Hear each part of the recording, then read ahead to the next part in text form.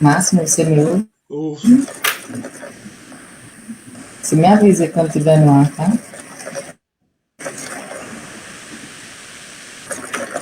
Faz um 3, 2, 1 aí. Pode começar, Tati. Ok. Olá, sejam todos muito bem-vindos. Estamos começando agora o terceiro webinar do portal Agência NE9, um portal que traz notícias sobre desenvolvimento social e econômico do Nordeste. Eu sou Tatiana Amaral, advogada, sócia do Musalas Azevedo Advocacia e parceira nesse projeto junto com o Máximo Céu. Os nossos convidados de hoje vão tirar muitas dúvidas e trazer muito esclarecimento a toda a população, a candidatos que já estão definidos, a pré-candidatos que estão em dúvidas e a todos nós que precisamos ter consciência desse processo democrático, contribuir para colaborar o quanto antes. Mas eu não vou mais ficar falando aqui, porque vocês, afinal, querem ouvir esse time que foi escolhido a dedo. Só tem fera aqui para vocês ouvirem. Já para deixar o gostinho de cada um aqui, para vocês verem que quem vai falar aqui hoje tem autoridade para tratar do assunto, hein? Vamos começar com o desembargador Joás de Brito. Vou falar que vai tratar do tema dos principais cuidados na comunicação e dúvidas gerais do processo eleitoral. Joás de Brito é desembargador no Tribunal de Justiça da Paraíba e é o atual vice-presidente do TRE-PB e corregedor eleitoral. Graduado em Direito pela Universidade Federal da Paraíba, é especialista em Direito Processual Civil. Atuou no direito público como procurador do Estado durante 23 anos e foi advogado militante com um reconhecimento de toda a sua categoria de colegas na área privada também. Temos o Rodrigo Mendes, que vai trazer um painel para a gente da importância de guia eleitoral na definição do voto. O Rodrigo é consultor de marketing política, publicitário, sociólogo e cientista político. Ele já foi consultor em 54 campanhas eleitorais em todo o Brasil e é autor do livro de marketing político O Poder da Estratégia nas Campanhas Eleitorais. É coautor de marketing eleitoral, aprendendo com campanhas municipais vitoriosas. Ele é diretor da Associação Brasileira de Consultores Políticos, ABCOP, é diretor da RMR Consultoria de Inteligência e diretor de Inteligência e Inovação do Singroup. Além desses dois feras que eu já falei, nós temos a Miriam Gadelha, com o tema Mudanças na Legislação. Miriam é advogada durante há vários anos, tem experiência na sua vida pessoal, porque vem de uma família com tradição política no nosso estado, e é consultora jurídica, professora, membro do IDEL, que é o Instituto de Direito Eleitoral do Estado da Paraíba, e vai trazer para nós, com a espontaneidade característica dela, suas experiências e as principais mudanças que nós vamos ficar atentos na legislação de 2020, na eleição de 2020. Depois a gente tem o Marcos Baé, com o tema Comunicação em Tempos de Polarização. Qual vai ser o tom do discurso? É o que a gente está querendo saber, hein? Marco é publicitário, estrategista em marketing eleitoral e digital e mestre em sociologia política pelo PP, GS ou UFPE. Além dessas férias que a gente já falou, temos o Dimas Ronas, com o tema O Papel do Digital nessa nova corrida eleitoral. Como falar dessa campanha sem falar do papel do digital? Não ia ter como. Então, o Dimas vai trazer para a gente a experiência que ele tem como redator de criação. Ele é formado em publicidade pela PUC do Paraná, cursou bootcamp em redes sociais pela Miami Ad School, é ex-sócio fundador do Plano B e Água, Estratégia e Comunicação em Recife. Ex-diretor de Criação e Planejamento na Good, São Paulo, e ex-diretor de Criação na Blanc Ninja, Cumbuca Digital PR. Proprietário da Fliperama Conteúdo, trabalha com campanhas políticas desde 2000. E para fechar, a gente tem o Alan Coelho, com o tema Marketing Digital Programático. Como pode ajudar o candidato? Como é que pode ajudar o candidato? Candidato, assista que você vai ficar sabendo agora. O Alan é pós-graduado no MBA em Marketing pela Fundação Getúlio Vargas. E há 10 anos ele trabalha com publicidade digital trajetória, ele já realizou trabalhos de planejamento estratégico para o sistema da FIEB, Lebesqui, Insinuante, Máquinas de Venda, Salvador Shopping, Festival de Verão, Ferreira Costa, Grupo Simcosudo. Atuou por 2 anos como diretor de planejamento na agência Moria, no grupo ABC, e foi palestrante convidado na Campus Party da Bahia, em 2018, com a palestra Growing Hacking, uma mentalidade para quem quer crescer. E ele é o CDO na Esquina, Estratégias Digital.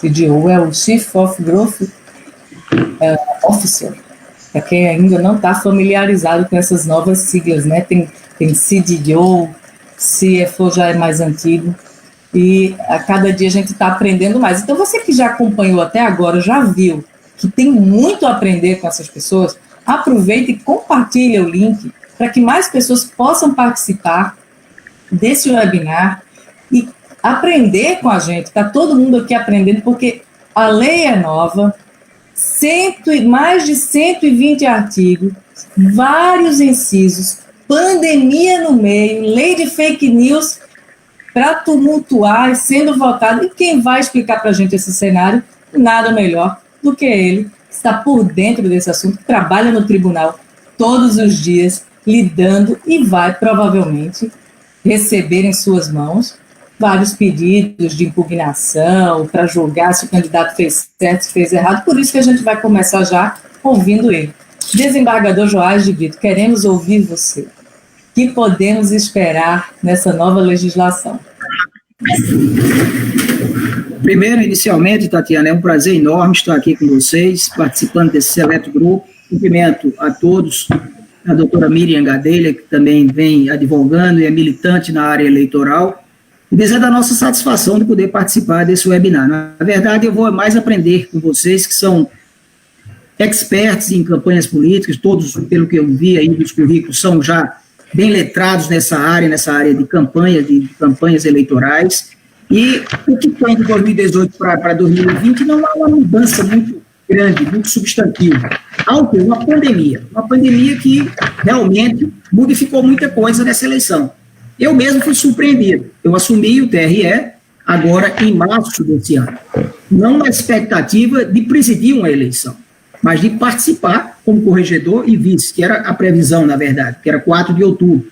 Terminou que irei presidir essa eleição no dia 15 de novembro, porque o desembargador Zé Ricardo Porto, que é o atual presidente, e aí eu faço um registro publicamente, tem sido uma correção comigo ímpar, porque ele disse em todas as participações dele, que nós estamos trabalhando de mãos dadas.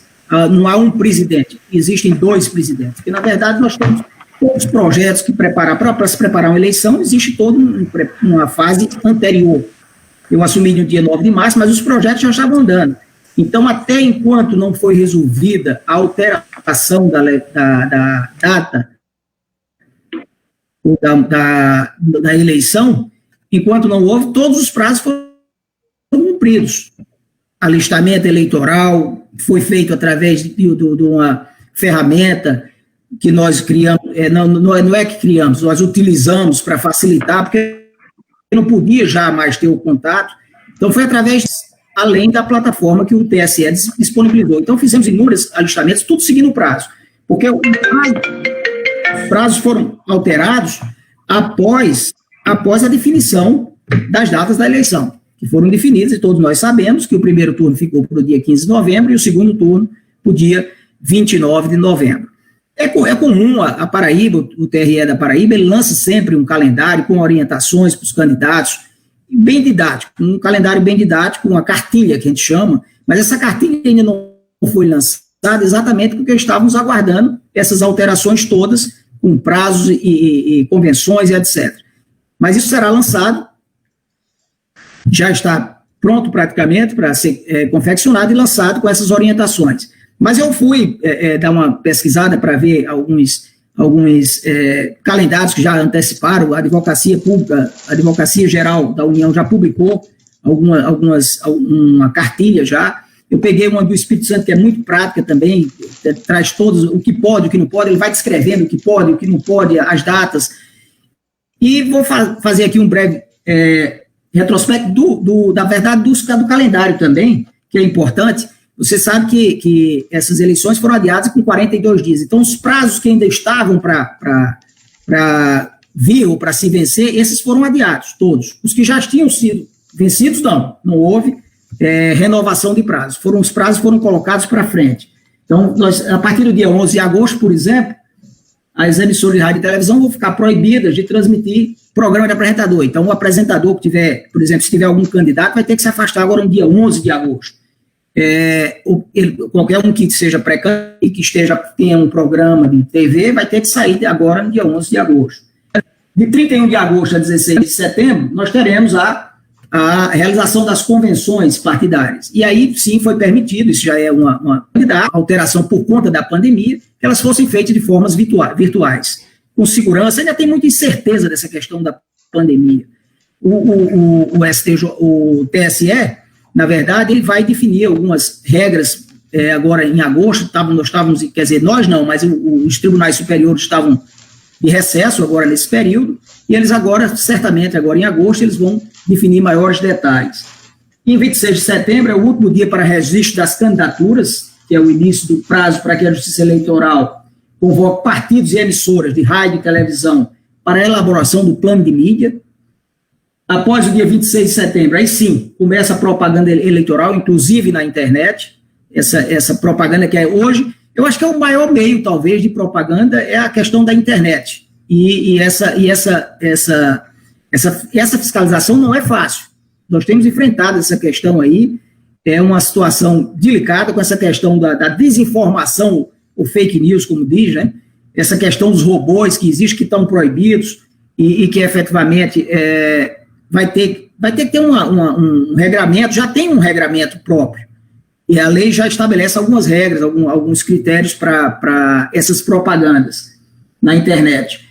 A partir do dia 27 de outubro, aí a divulgação do relatório pelos partidos, coligações e candidatos discriminando os recursos recebidos do fundo partidário, do Fundo Especial de Financiamento de Campanha, fundo eleitoral e outras fontes, bem como os gastos realizados. É importante também destacar que agora o TSE, até o dia 31 de agosto, acredita, até o dia 31 de agosto, ele vai divulgar os limites de gastos. E geralmente pego o limite de gasto do ano de 2016 e é atualizado, é feita uma atualização, mas eles publicam esse limite de gasto, é feito em cada cidade tem um limite de gasto, você tem um prefeito, para o candidato a prefeito e também para o vereador, e é por cidade.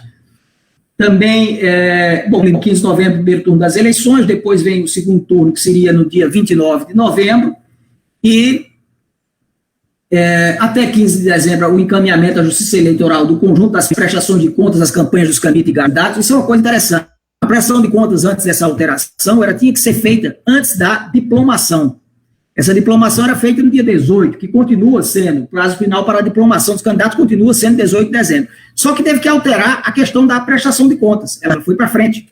E aí vai até o 12 de fevereiro, o prazo final para a Justiça Eleitoral publicar o resultado dos julgamentos das contas dos candidatos eleitos, porque os candidatos que não são eleitos não têm essa celeridade tamanha na prestação de contas, mas os que são eleitos, sim, precisam prestar contas. E no dia 1º de março é o prazo final para os partidos e coligações ajuizarem representação na Justiça Eleitoral para apurar as irregularidades em gastos de campanhas de candidatos. Então, isso é um calendário assim, básico que eu peguei para dar uma orientação com essas novas datas que surgiram, mas tem umas coisas interessantes que eu também fiz uma pesquisa sobre essa questão da internet, que é hoje a internet é possível, sim, a propaganda, agora só vai ter que ser contratada, tem que haver prestação de contas, contratado pelo candidato, pelo partido ou coligação, tem que haver essa contratação direta, não tem como ser de forma diferente, que aí nós temos como controlar. Porque o objetivo, nas eleições, sempre, o que é que a gente procura, o que é que agora a Justiça Eleitoral procura, é que tenha paridade de armas entre os players, entre os participantes. Isso é o mais importante. Então, não é porque você tem mais dinheiro que você vai ter, você veja que vai ter um limite de gastos, vai ter limite de gastos para os candidatos. Então, não é porque você tenha muito mais dinheiro que você pode estar simplesmente fazendo a campanha e utilizando livremente a publicidade na internet, essas coisas. Então, isso vai ter que ter um limite, até porque é necessário que haja o mínimo de paridade. A tentativa é essa. O nosso objetivo é que tivesse total paridade, mas isso é muito difícil. É muito difícil, todos hão de convir que isso é uma dificuldade muito grande. Você veja que, por exemplo, a reeleição, qualquer candidato que está sentado numa cadeira, ele já tem uma certa vantagem, porque ele está sempre na mídia, está sempre, mesmo antes do período eleitoral, está sempre na mídia, está sempre aparecendo, está fazendo obras, então ele tem uma vantagem sobre os outros candidatos que vão disputar e não estão com o poder na mão, como diríamos. Então, é uma questão é natural, a Constituição permitiu a reeleição, mas isso aí é uma discussão, é uma outra discussão que não nos interessa nesse momento. Eu até peguei a questão do impulsionamento de conteúdo nas mídias sociais e outras plataformas. Isso é possível, sim. Agora, esse impulsionamento tem que se entender o que é esse impulsionamento, né? É uma prática bastante difundida de pagar para que um conteúdo alcance determinado público em redes sociais, como, por exemplo, Facebook. Você pagar o Facebook, o Twitter, o Instagram para publicar uma propaganda, isso é possível. E agora, o impulsionamento, porque eu fiquei, inclusive, numa dúvida atroz quando fui ler sobre impulsionamento, sobre robô. O que seria esse impulsionamento? Porque o robô também impulsiona, só que ele impulsiona de uma forma acelerada, de uma forma veloz e, inclusive, descontrolada praticamente. É bem verdade que o homem controla o robô. Ele diz assim, eu acho que quanto tempo, de tantos minutos, está jogando aquela publicidade ou aquela questão. Tem também o controle, que eu já falei, de gasto nas campanhas feitas pela internet. Esse controle é necessário e é importante, e isso nós vamos ter que analisar depois, futuramente, e após, inclusive, a diplomação, né? Veja que agora tem essa novidade, vai ser após a diplomação essa questão da análise dessas contas. Isso aí eu já falei também, a proibição de uso de fakes e robôs, e o direito de resposta, todos sabem que é possível, quando há uma informação falsa ou uma desinformação. Na verdade, é uma desinformação. Também, diria que essa pandemia, na verdade, ela veio para transformar. Eu acho que, por exemplo, eu estou falando agora já dos tribunais como um todo. Todos os tribunais estão se aparelhando com tecnologia. Cada vez mais a TI tem sido importantíssimo nessas eleições. Começou com a urna eletrônica, que é um avanço muito grande, foi um avanço muito grande, mas agora, por exemplo, nós vamos ter um retrocesso, mas é por conta da pandemia e da segurança que o próprio presidente do TSE quer nos dar. É a questão que todos sabem que ele já definiu que vai ser retirada a biometria, ou seja, não vai haver o uso da biometria, mas as pessoas terão que se identificar com algum documento, para poder ter segurança também que aquela pessoa que a gente está votando é aquela mesma pessoa. Então, isso é uma questão também que foi por conta da pandemia, foi retirada essa biometria. Também aquele canhotozinho que a gente recebe, quando aquilo ali está também superado, não vai ter mais a entrega daquele canhoto, salvo se o eleitor quiser receber, que é aquele comprovante. Não há necessidade daquele comprovante, porque está registrado. Na hora que você bota, está registrado no computador. Eu não sei se já estou passando do meu... Eu não marquei efetivamente... Já estou com... Pode fazer uma conclusão, isso. Mas eu estou dizendo... o que eu diria é o seguinte, Tatiana, é que muitas coisas ainda vão surgir aí para nós decidirmos. São questões novas que teremos que enfrentar. Eu vou só concluir com uma coisa bem rápida agora, para eu não me estender muito. Hoje coincidentemente, nós decidimos hoje uma consulta, que eu acho que aí é importante para que todos saibam, uma consulta formulada por acho que foi não sei se foi um partido político, não me lembro agora, mas a consulta, o que importa é a consulta. A consulta era exatamente o quê? Era se o médico contratado temporariamente nessa emergência por conta da pandemia, se ele precisaria se afastar para ser candidato, naquele prazo dos 3 meses antes.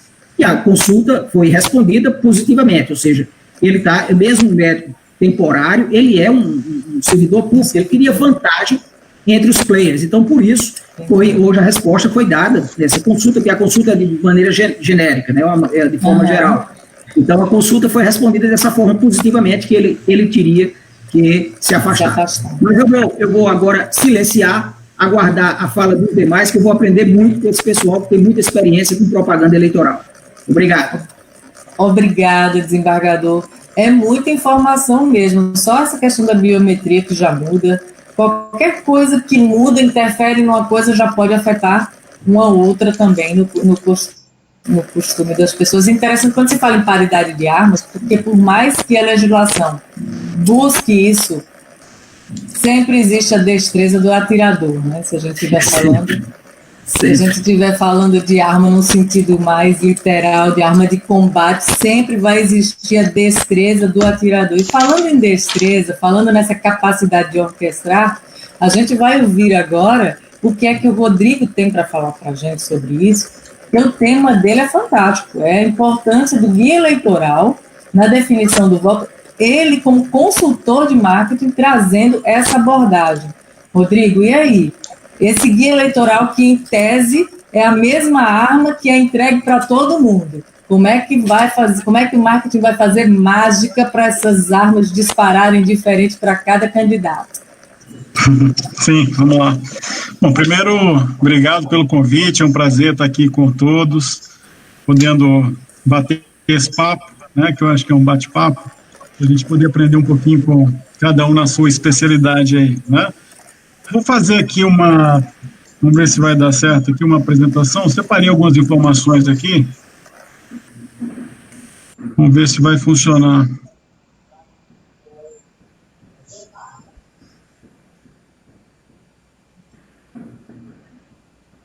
Cadê eu aqui?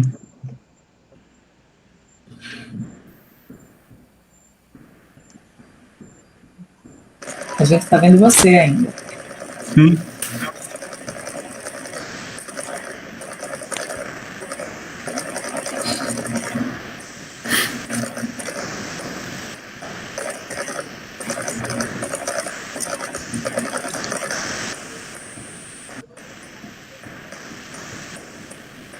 Eu tô passando aqui para falar um negócio, vou falar aqui enquanto o Rodrigo está colocando o negócio dele. Estava só querendo essa oportunidade. Deu certo? Eu consegui, depois eu falo. Deu certo. Foi salvo aqui. Então vamos lá. Tá todo mundo vendo aí? A importância do guia eleitoral na definição do voto. Está aparecendo para a gente. Esse é meu tema. Bom, vamos começar falando um pouquinho aqui de tipos de campanha e as estratégias para cada um dos tipos de campanha. Vamos pensar o seguinte, a gente tem campanhas em cidades pequenas, cidades grandes, cidades médias, a gente tem prefeitos, tá? São candidatos, mas a gente também tem eleição de presidente, governador, de senador, a gente tem eleição de deputado, vereador, né? Pensando que a gente tem campanhas majoritárias e campanhas proporcionais, né? Não sei se todo mundo domina esses conceitos, mas enfim, campanhas que o candidato precisa alcançar a maioria, né, 51% dos votos mais um, no caso das eleições majoritárias, e campanhas proporcionais que ele precisa de uma parte dos votos. Vamos lá. Esse gráfico mostra o seguinte, você tem 3 componentes básicos do voto. O componente eleitoral, o componente político e o componente ideológico. E componente ideológico seria aquelas pessoas que votam em um candidato porque têm afinidade ideológica com ele. Ele é um candidato de direita, eu voto nele porque eu sou um eleitor que me identifico com a direita. Ele pode chegar a 10% da decisão do voto nas cidades grandes, nos grandes centros, nas capitais, 5% na cidade pequena, ou 5% na cidade média, tá? Ou numa eleição de presidente, governador ou senador. O componente político seria o fato de eu ter alguma proximidade com o candidato, eu ter uma relação pessoal, familiar, ou conhecer esse candidato, ter algum contato pessoal com esse candidato. Numa cidade grande, isso é mais improvável, né? O contato pessoal, por exemplo, nessa eleição vai ser muito diminuído, vai ser limitado até em função da pandemia. Ele aumenta na cidade média e ele é fundamental numa cidade pequena ou numa eleição de governador, que o tete-a-tete, a sola de sapato faz toda a diferença numa campanha. E nós temos o componente eleitoral do voto, que são aquelas pessoas que votam em função da imagem que tem no candidato, através do meio de comunicação. Então é disso que nós vamos falar hoje. Ele é muito mais importante que a eleição de presidente, de governador, de um senador, que a gente não tem tantos candidatos, mas a partir da relação que a gente estabelece com ele no meio de comunicação, ou através do meio de comunicação, que a gente forma a nossa opinião e decide o voto. fundamental numa cidade grande, numa capital, diminui numa cidade menor, ele é menos importante que uma cidade pequena. Né? Você nem tem, geralmente, todos os meses, você tem só geralmente um programa de rádio. Né? O prefeito fica onde? Ele depende do tamanho da cidade. Né? A cidade eleitorais vão pesar mais, se é uma cidade menor, os componentes políticos vão pesar mais, ok? Vamos lá. Quais são as etapas do processo desse? Primeiro, o eleitor ele vai reconhecer que tem uma necessidade ou tem um problema. Olha, eu tenho um problema para resolver, eu tenho que escolher alguém, né? O que a gente chama no Brasil da lei da procrastinação. O eleitor, ele afasta, ele, vamos dizer, adia a decisão do voto o máximo que ele pode, porque para ele votar é um problema, nunca foi para o eleitor um grande prazer votar, né? Então, primeiro, ele tem que reconhecer que tem um problema ou tem uma necessidade para resolver, ele vai buscar informações, né, e aí os meios de comunicação são fontes de informação para ele, vai avaliar as alternativas disponíveis, o candidato A, B ou C, partido A, B ou C, vai tomar uma decisão, né, então ele vai votar no primeiro turno, aí ele pode reavaliar a sua opção, eventualmente se o candidato que ele votou no primeiro turno não foi para o segundo turno, ele vai escolher um outro, né, fazer um voto estratégico, votar no menos pior, enfim, ou ele pode continuar naquele candidato que ele votou no primeiro turno e vai votar no segundo. Então, reavalia as alternativas e vai para o segundo. Só que o voto, ele tem um conjunto de influências que ele sofre ali. Cultural, a classe social, a religião do indivíduo, a ideologia, enfim, a personalidade do candidato, a personalidade. Todos esse conjunto de elementos, né, a sociologia eleitoral estudou vários deles aí ao longo de toda a história, eles vão interferir no processo de tomar a decisão do eleitor. Interferem mais ou interferem menos, dependendo do processo de cada eleição. Né? Bom, e aí eu trouxe para uma pesquisa muito recente, que foi publicada uma semana atrás, mais ou menos, sobre quais são os fatores que o eleitor considera na hora de tomar uma decisão de voto. Né? O que ele presta mais atenção? Então, primeiro, ele vai avaliar o histórico e a trajetória política do candidato. Tá? Então, muitas vezes a gente fala uma coerência nessa história de vida, né? Se o eleitor, ele vai ver se que aquilo que está na história de vida está consistente com aquilo que o candidato está falando agora. Sobretudo, se está consistente com as propostas dele, que é o segundo aspecto que o eleitor considera na hora de decidir, né? Embora a gente saiba que cada vez mais as propostas que os candidatos fazem em função da descrença que o eleitor tem na política são menos críveis ao eleitor, né? E terceiro, notícias em jornais, revistas ou internet, ou seja, a informação que o eleitor colhe e a participação desse candidato, a presença desse candidato nas redes sociais, tá? Então vejam aí já o peso que a internet tem. As atitudes partidárias, ou a ideologia, né, a afinidade partidária que o eleitor tem e vai buscar no candidato, os relacionamentos pessoais, aí não via partidária, nós estamos falando de alianças, nós estamos com quem que esse candidato anda, os partidos que o apoiam, etc. Os comentários de terceiros nas redes sociais, o que está sendo falado sobre o candidato nas redes sociais, né? Os relacionamentos falando virtuais, né, com quem ele se relaciona, se tem uma influência que está ali, que está próximo, enfim, quais são as conexões virtuais que esse candidato tem, os grupos que ele faz parte, os nó de rede que ele está estabelecido, as afinidades religiosas, né, então se o candidato é evangélico, eu sou evangélico, vou buscar um candidato que tem afinidade com ele, etc. Tá? E a indicação de amigos ou parentes, né, quem que as pessoas do meu grupo estão indicando, eu estou me aproximando delas. Bom, na sequência, vou falar um pouquinho aqui desse novo cenário para essa eleição, tá? Bom, as redes sociais, elas entraram na eleição basicamente a partir dos anos 2008, 2009, sobretudo com a primeira eleição do Obama, tá? Que foi em que a rede social, ela começou a ter uma força muito grande, tá? De lá para cá, a influência da rede social só aumentou. Tá, começou com o Orkut, quem tem mais tempo de campanha lembra disso. O Orkut, depois surge o Facebook, aí o Facebook tem todo esse processo, por exemplo, da Cambridge Analytica, já na eleição do Trump, que mudou muita coisa.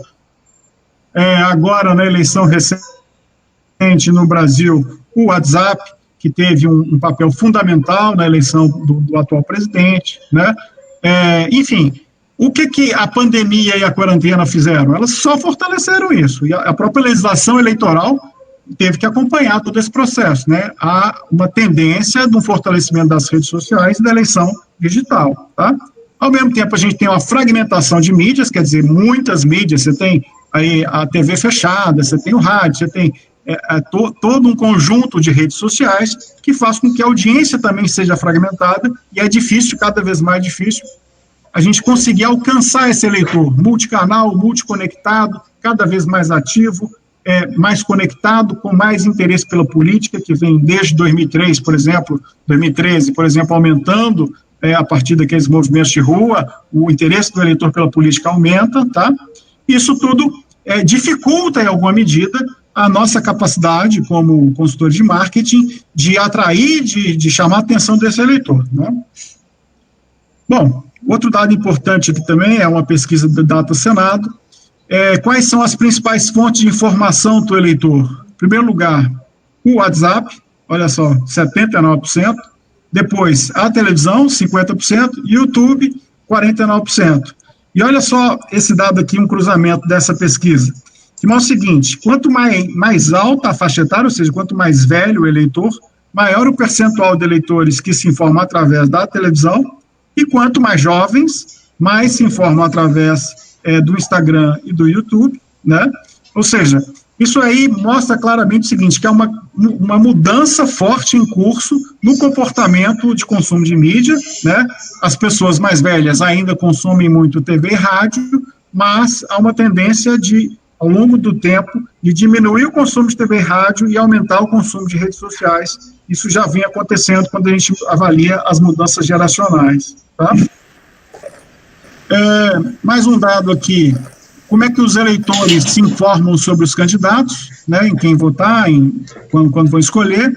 Então, redes sociais, 52%, conversa com amigos e parentes, 35%, sites e blogs de notícia, 34%, televisão, 31%, oral eleitoral gratuito, ou que chama-se aqui no Nordeste do guia eleitoral, 15%, rádio, 13%, e jornais e revistas, 11%.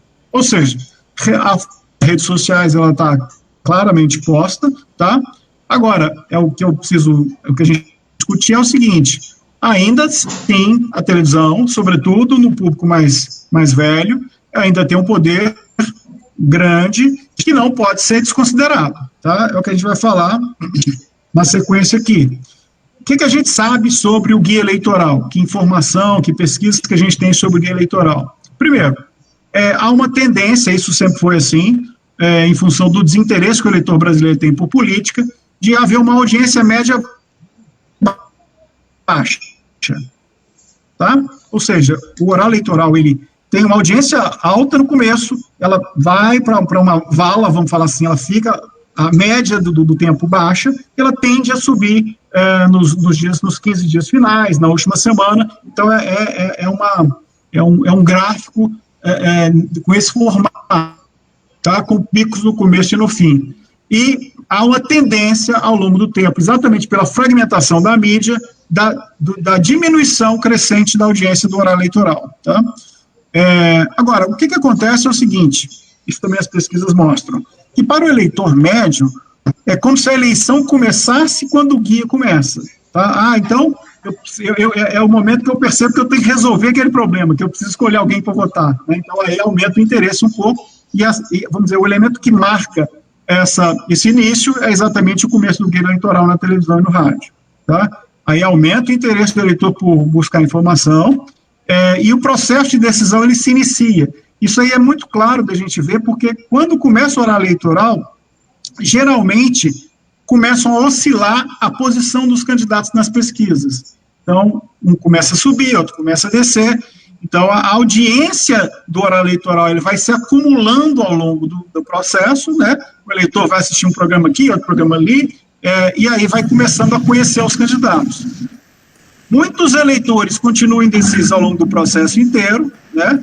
Que para nós, marqueteiros, é uma dificuldade monumental, mas, enfim, vai chegar aí eleições com 30% de indecisos, faltando uma semana, né, 10 dias, e, portanto, esses 10 últimos dias, 15 últimos dias, são fundamentais no processo e na decisão do voto.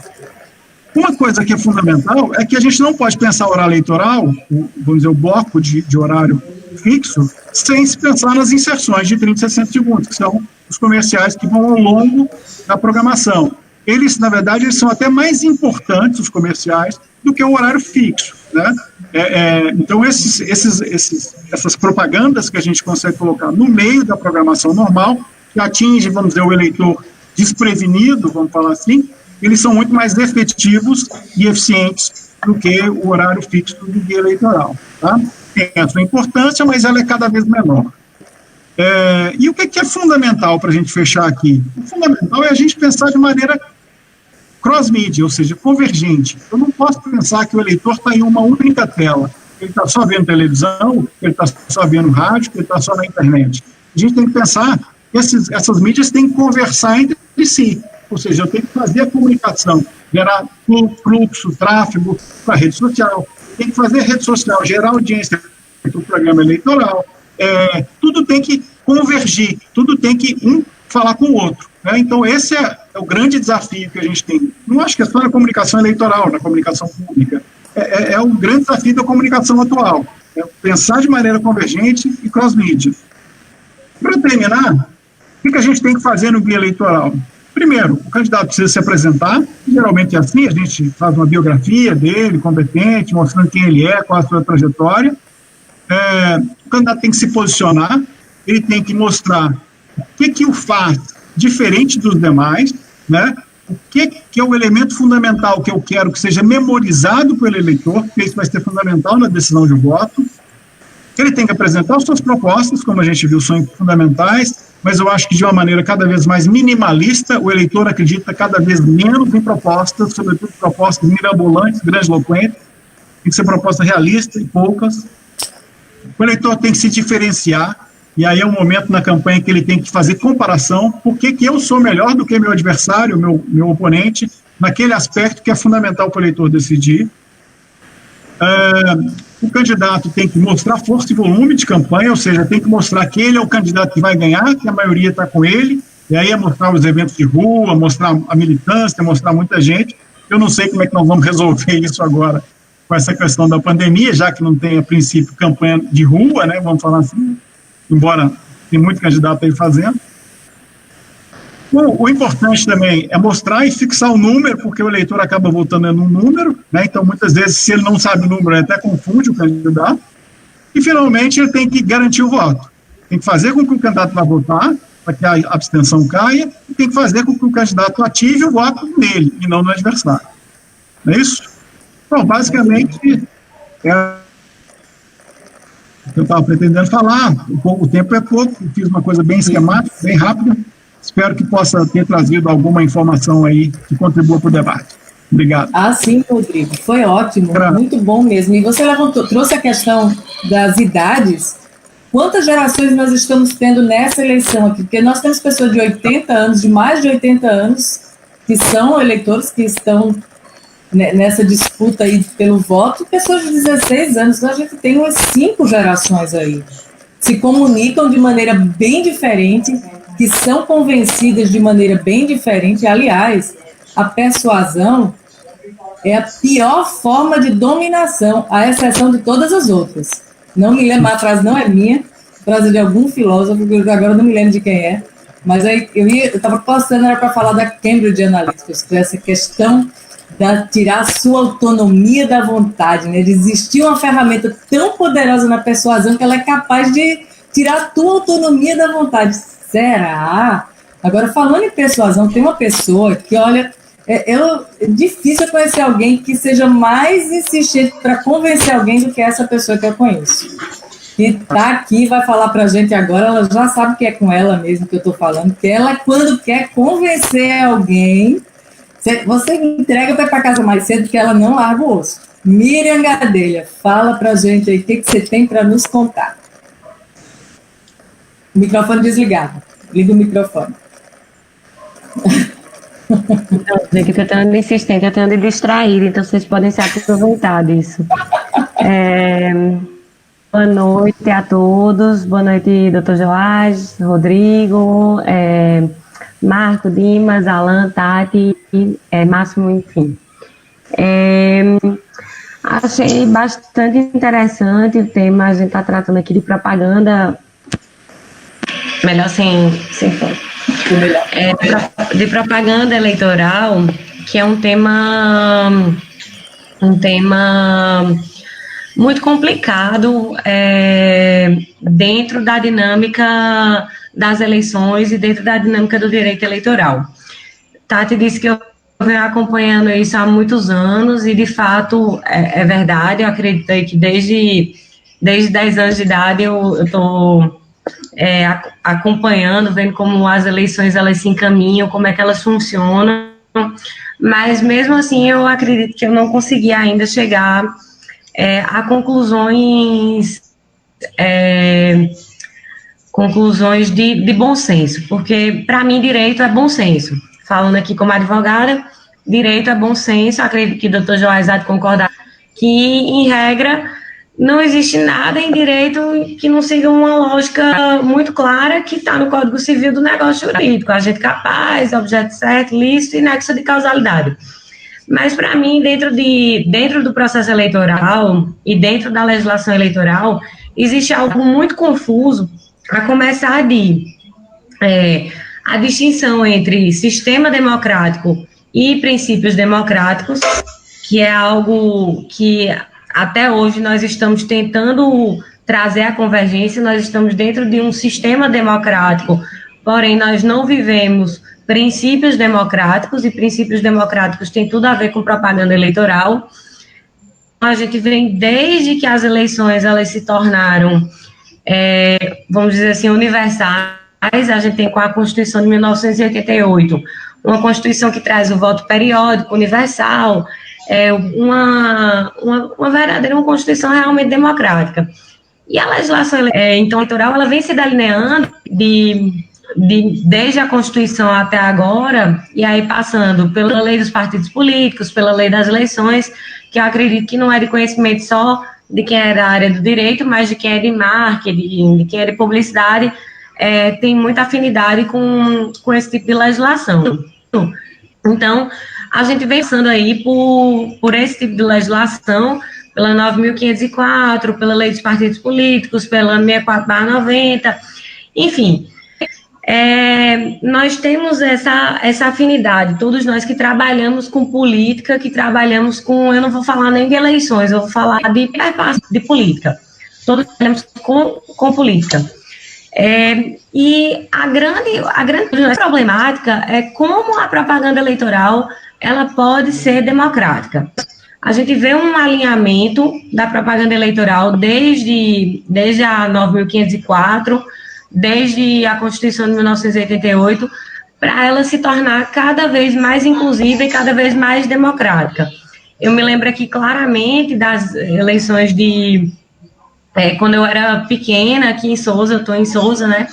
Então, nós víamos outdoors enormes e passeatas enormes. Quanto mais recursos um candidato tivesse, mais pessoas ele podia levar para a rua, buscar na região, na zona rural, e trazer para a cidade, colocar essas pessoas na cidade, fazer aqui, a gente tinha o fofochão, contra, enfim, outros diversos tipos de comício, e tudo isso, se não propaganda eleitoral, porque apesar de você poder encaixar isso como essa lista de sufrágio, conduta vedada, no fim das contas, tudo isso carrega uma simbologia muito grande da propaganda, porque quanto mais o candidato ele se afigura como poderoso, como capaz de levar as massas, de trazer quantidade de pessoas, mais ele demonstra que ele tem a capacidade de liderar. Então, essa capacidade de trazer pessoas, de juntar a gente, é uma capacidade de arregimentação que se traduz em propaganda. Então, propaganda ela é muito mais do que o outdoor, do que o santinho, do que o adesivo, enfim. Fato é que essa propaganda ela foi ficando cada vez mais democrática. Nós tivemos, me lembro claramente, de 2000 para 2006. 2006 nós tivemos o fim dos showmícios, que eu acredito que foi um grande... Quem está aqui que lembra dos showmícios, para mim era muito claro, porque a disparidade que isso gerava, porque a gente tinha um candidato aqui em Souza que trazia Zezé de Camargo e Luciano, e outro que trazia uma banda local. Então era impossível de competir com isso, porque as pessoas, principalmente no Nordeste, têm muito poucas opções de lazer. Então, dentro dessas poucas opções de lazer, você vai se atrair por um candidato que está trazendo um cantor famoso, enfim, uma atração. Fora, assim, a gente tratou aqui, acredito, não sei se foi o Dr. Joás ou se foi o Rodrigo, tratou do candidato que é locutor, que é radialista, enfim. Essas pessoas são marcas. Então, contra isso, a gente não tem muito o que fazer, mas, enfim, a legislação, ela caminha para diminuir essas disparidades. Em 2013, houve a redução, estou falando aqui das campanhas que eu me recordo de cabeça, né, assim, o que me diziam assim, o que é que a gente não pode fazer, né, então, eu, como filiada a partido político, desde que eu pude me filiar, vou me recordando aqui das vedações. Então, me lembro do que é que a gente não podia fazer. Não podia fazer showmício, os adesivos, eles foram diminuindo de tamanho, você só podia colocar um tamanho específico, mas, para mim, o grande pulo do gato foi o artigo 36A, da 9.504, que foi o que diferenciou verdadeiramente o que é propaganda eleitoral e o que é, efetivamente, algo mais democrático. A gente tinha um medo muito grande de, antes do registro de candidatura, começar a falar, de começar a expor e tal, e tinha aquele problema também de amigos do candidato começarem a colocar o número e colocarem adesivo, isso depois acabava se convertendo em representação eleitoral e uma problemática muito grande. E o 36A, ele, no fim das contas, o artigo 36A, ele permitiu que os candidatos pudessem falar de suas propostas, pudessem falar sobre o que eles queriam, quem eles são, enfim, criou-se muito mais fortemente a figura do pré-candidato, que antes a gente não tinha, até porque nós tínhamos campanhas muito mais longas. A gente tinha campanhas aí de 90 dias, hoje a campanha ela se reduziu a 45 dias, o que é muito bom, porque fica uma campanha mais econômica, a gente não precisa dessas campanhas tão longas, é cansativo para o candidato, é cansativo para o eleitor, para quem vive no Nordeste é pesado, enfim. Fato é que com o artigo 36A, nós tivemos a oportunidade de, enfim, trazer, de possibilitar o candidato, principalmente aquele candidato com mais recursos, de ele se expor de uma forma que ele não incidisse em propaganda eleitoral antecipada e não incidisse em nenhum outro tipo de conduta vedada. No entanto, ao mesmo tempo, esse artigo 36A, e aí eu me dirijo a doutor Joás, porque eu acredito que o TRE, de uns eu não sei, 4 anos para cá, talvez, eu acho que o 36A é de 2000 e da última mini-reforma,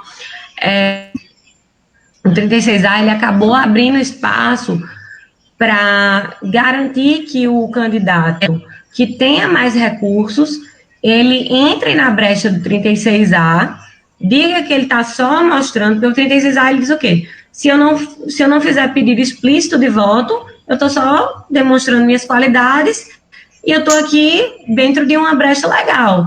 Então, vamos lá. O candidato que tem uma grande empresa e chama todos os funcionários e resolve fazer uma palestra lá dentro. Isso é bem complicado de você dizer, de você mensurar, porque a ideia da propaganda eleitoral antecipada, a ideia disso se resume à isonomia, à paridade de armas dentro do processo eleitoral. Então, até que ponto, e sabendo que a legislação eleitoral, no fim das contas, ela é muito aberta no sentido de toda a jurisprudência do TSE, do TRE, ela vem se encaminhando, ela se encaminha sempre para uma interpretação que alcance aos desígnios do que a sociedade está buscando naquele momento. E sempre é paridade de armas, sempre é efetivamente democracia. Nesses tempos de redes sociais, que houve um crescimento gritante das eleições, principalmente de 2018, as eleições presidenciais para cá, inclusive a chapa do presidente Bolsonaro, ela está sendo discutida se houve algum tipo de conduta vedada em razão dos impulsionamentos através de robôs, inclusive no Twitter mesmo, as pessoas têm teste de bots e colocam palavras-chave para ver. Então, isso fica tanto, aquela coisa, uma faca de dois gumes.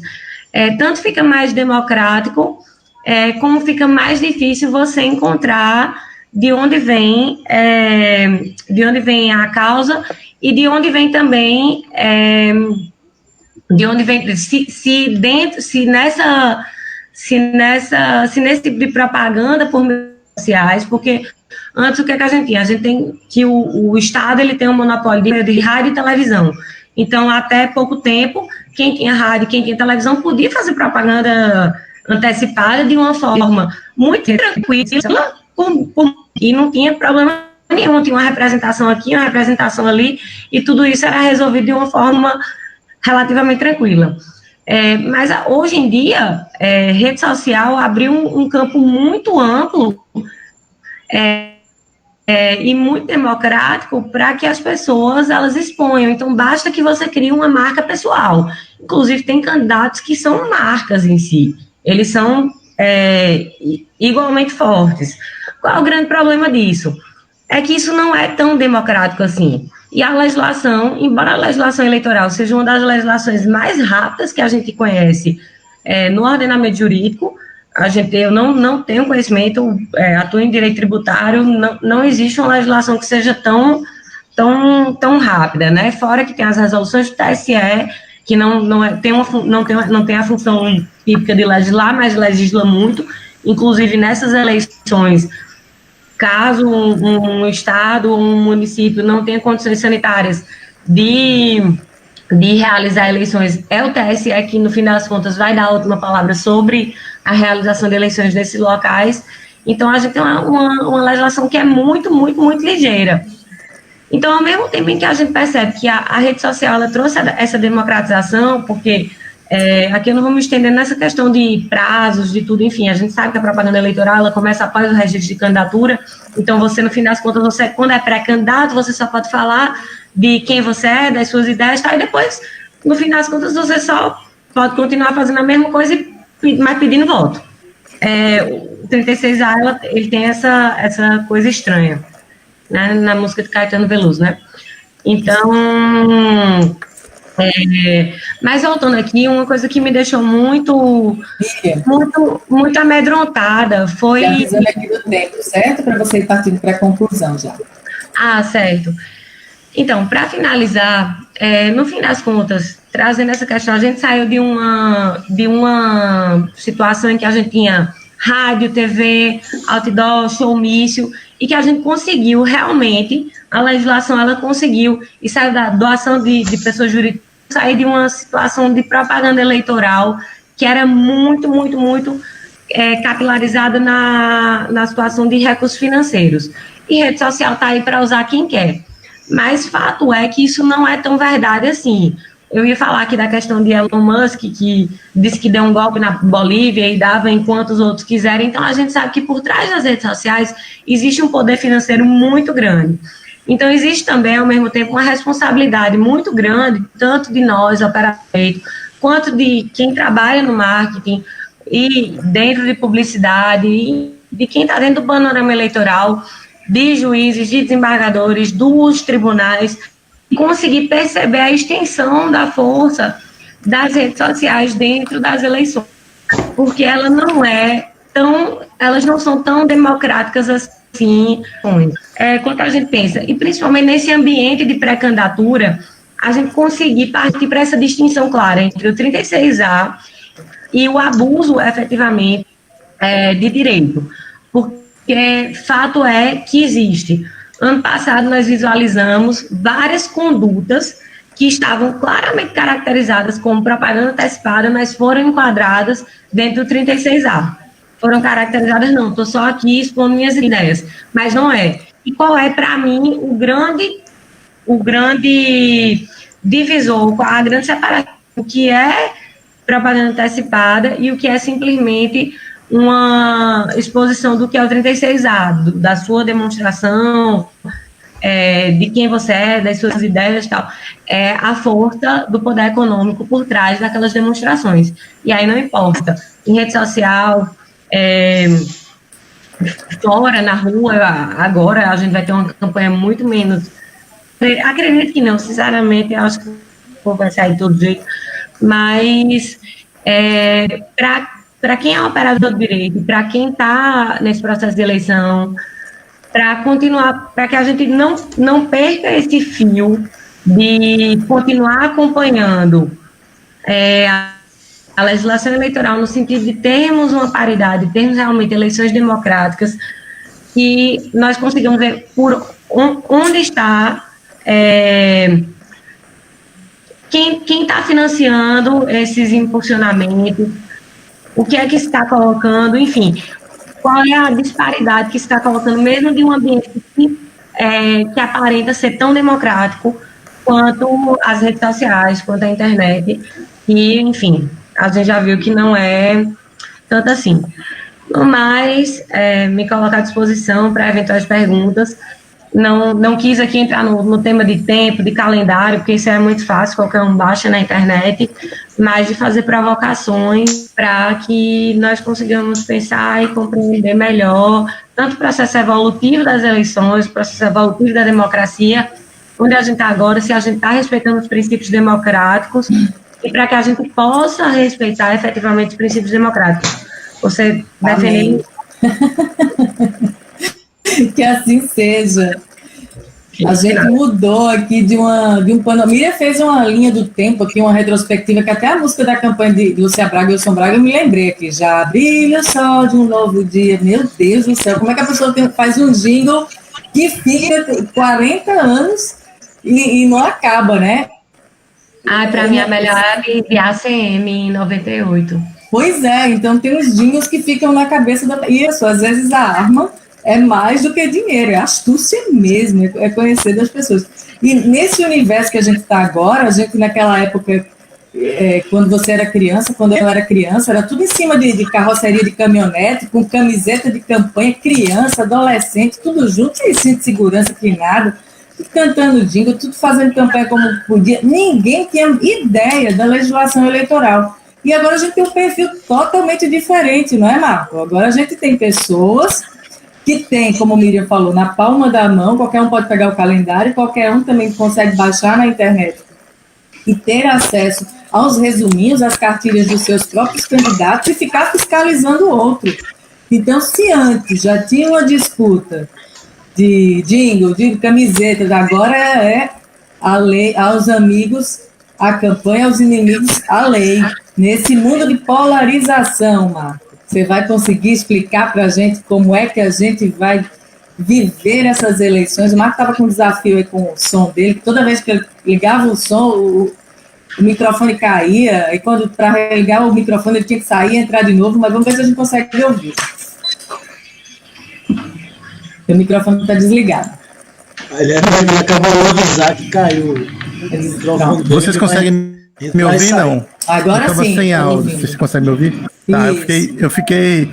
Desculpa, Tatiana, eu fiquei sem teu áudio no final da tua fala, não consegui escutar o que você falou. Inclusive, pedi desculpa a todos que me antecederam, porque eu tive que sair e voltar algumas vezes, justamente porque a minha conexão está instável.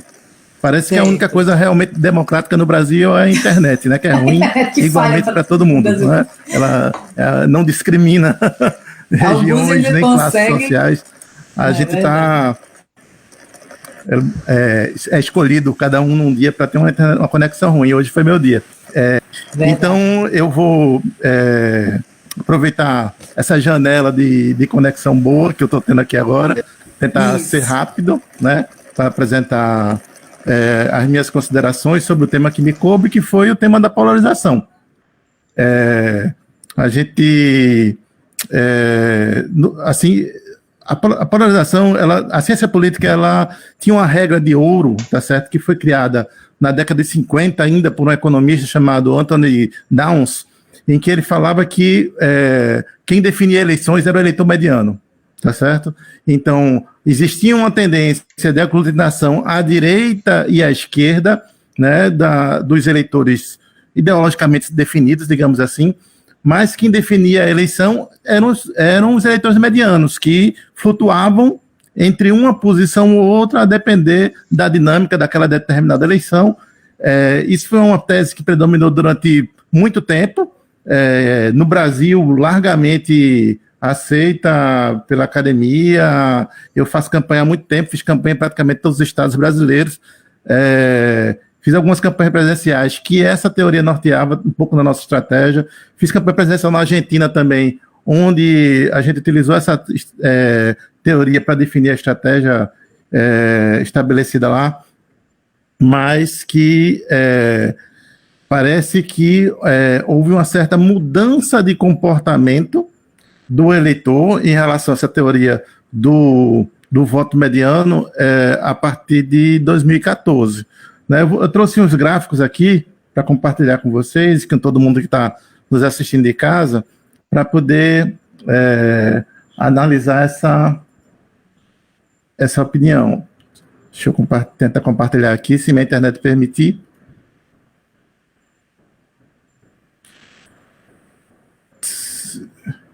Tá indo... Foi? Foi. Tá, eu só vejo legal, porque o áudio, não estou escutando o áudio de vocês. Mas, então, eu vou continuar aqui. Esse é um gráfico, né, que foi um estudo da Fundação Getúlio Vargas, que analisou o antipetismo, né, está num paper do André Singer, que é um cientista político, né, e ele analisou o petismo, na verdade, ele analisou o lulismo, né, e ele fala do deslocamento da imagem de Lula do PT, e depois ele fez uma análise mais recente, uma atualização do paper dele, em que ele analisa como é que foi a evolução do antipetismo do final da década de 90 até as eleições de 2018. Pelo gráfico, a gente vê aqui o quê? Existia... o Lula, vou lembrar aqui, se elegeu em 2000, né, e nas eleições de 2002 ele foi eleito presidente, né, concorreu 3 vezes antes, não ganhou, e a gente vê aqui, com a aproximação da eleição de 2002 e no próprio ano de 2002, chegou um primeiro pico de antipetismo, né?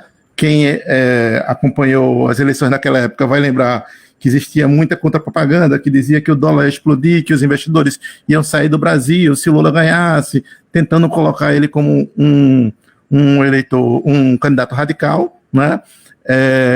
A tarefa da comunicação do Lula naquele ano de 2002 foi justamente buscar um eleitor mediano. Então houve uma tentativa de aproximação do candidato com esses setores médios da sociedade. Então teve a Carta aos Brasileiros, que era um compromisso de Lula de não haver rupturas institucionais, né, de não mexer na economia de forma abrupta. Então, ele venceu as eleições com um discurso de contemporização, de união nacional. Ao longo do mandato de Lula, o antipetismo foi caindo. Inclusive, você vê aqui que essa queda ela parou aqui em 2005, que foi o ano do mensalão. Aí você vê como os grandes temas nacionais eles influenciaram aqui nessa análise do petismo pela população.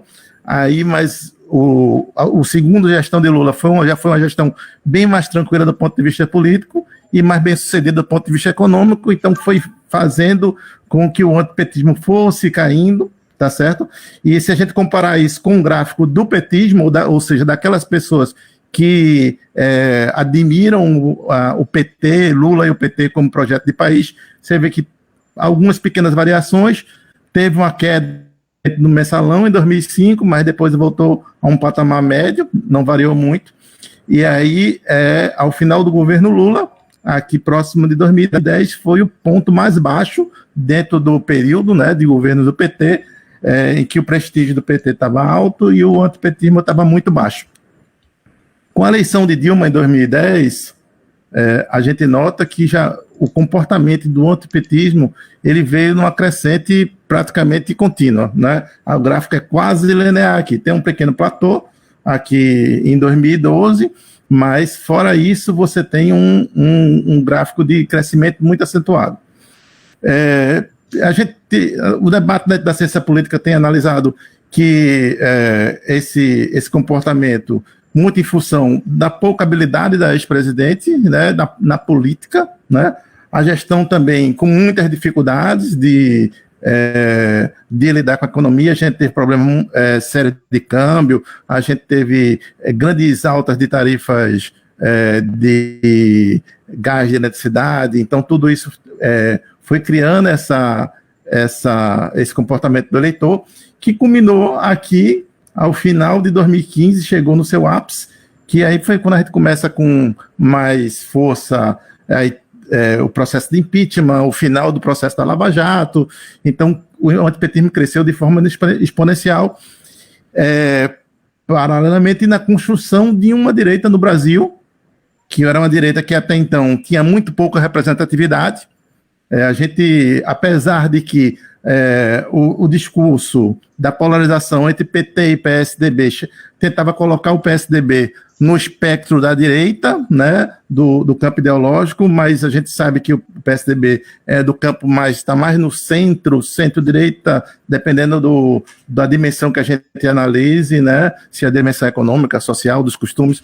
Então, ele está num campo mais de centro, digamos assim, do que de direita. Então, a direita de verdade, ela voltou a aparecer e se colocar como alternativa.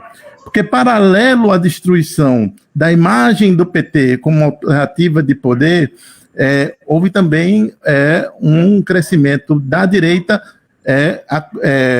mais radical no Brasil. Então, a partir de 2014, existiu aqui essa ruptura da quebra da polarização que a gente conhecia até então, que era a polarização PT e PSDB. Eu até resgatei aqui um gráfico. Esse gráfico aqui foi da campanha de 2014, eu estava na campanha do Eduardo Campos, e a gente, quando foi criar a estratégia de campanha do Eduardo, a gente traçou exatamente esse gráfico aqui. Nesse gráfico, o quê? Qual a polarização que existia em 2014 até então?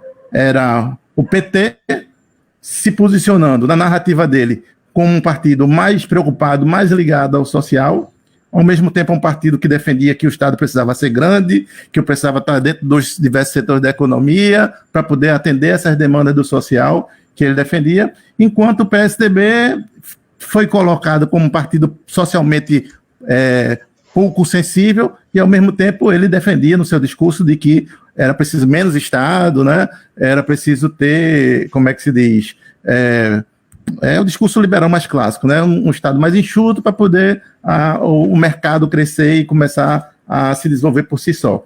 Quando a gente foi criar a estratégia do Eduardo, a gente traçou isso aqui.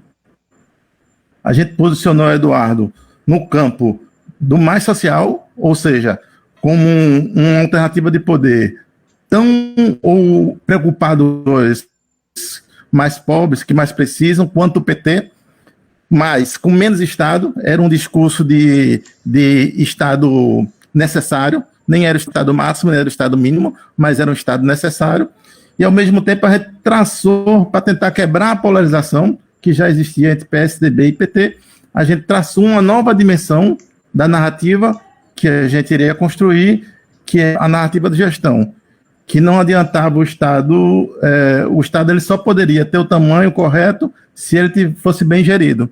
E era uma dimensão que nos favorecia a campanha naquela época, porque nem o PT nem o PSDB de bons gestores.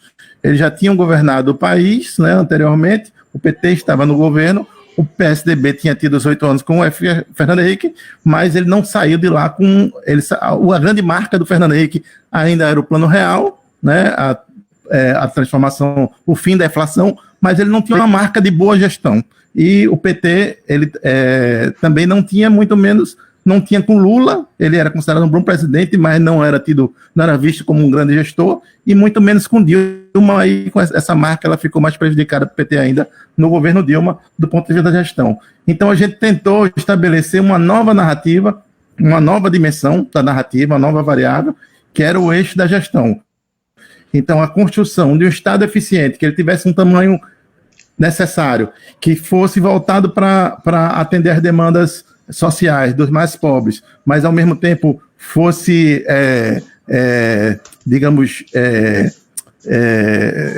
amistoso com o empreendedorismo, com o empresário.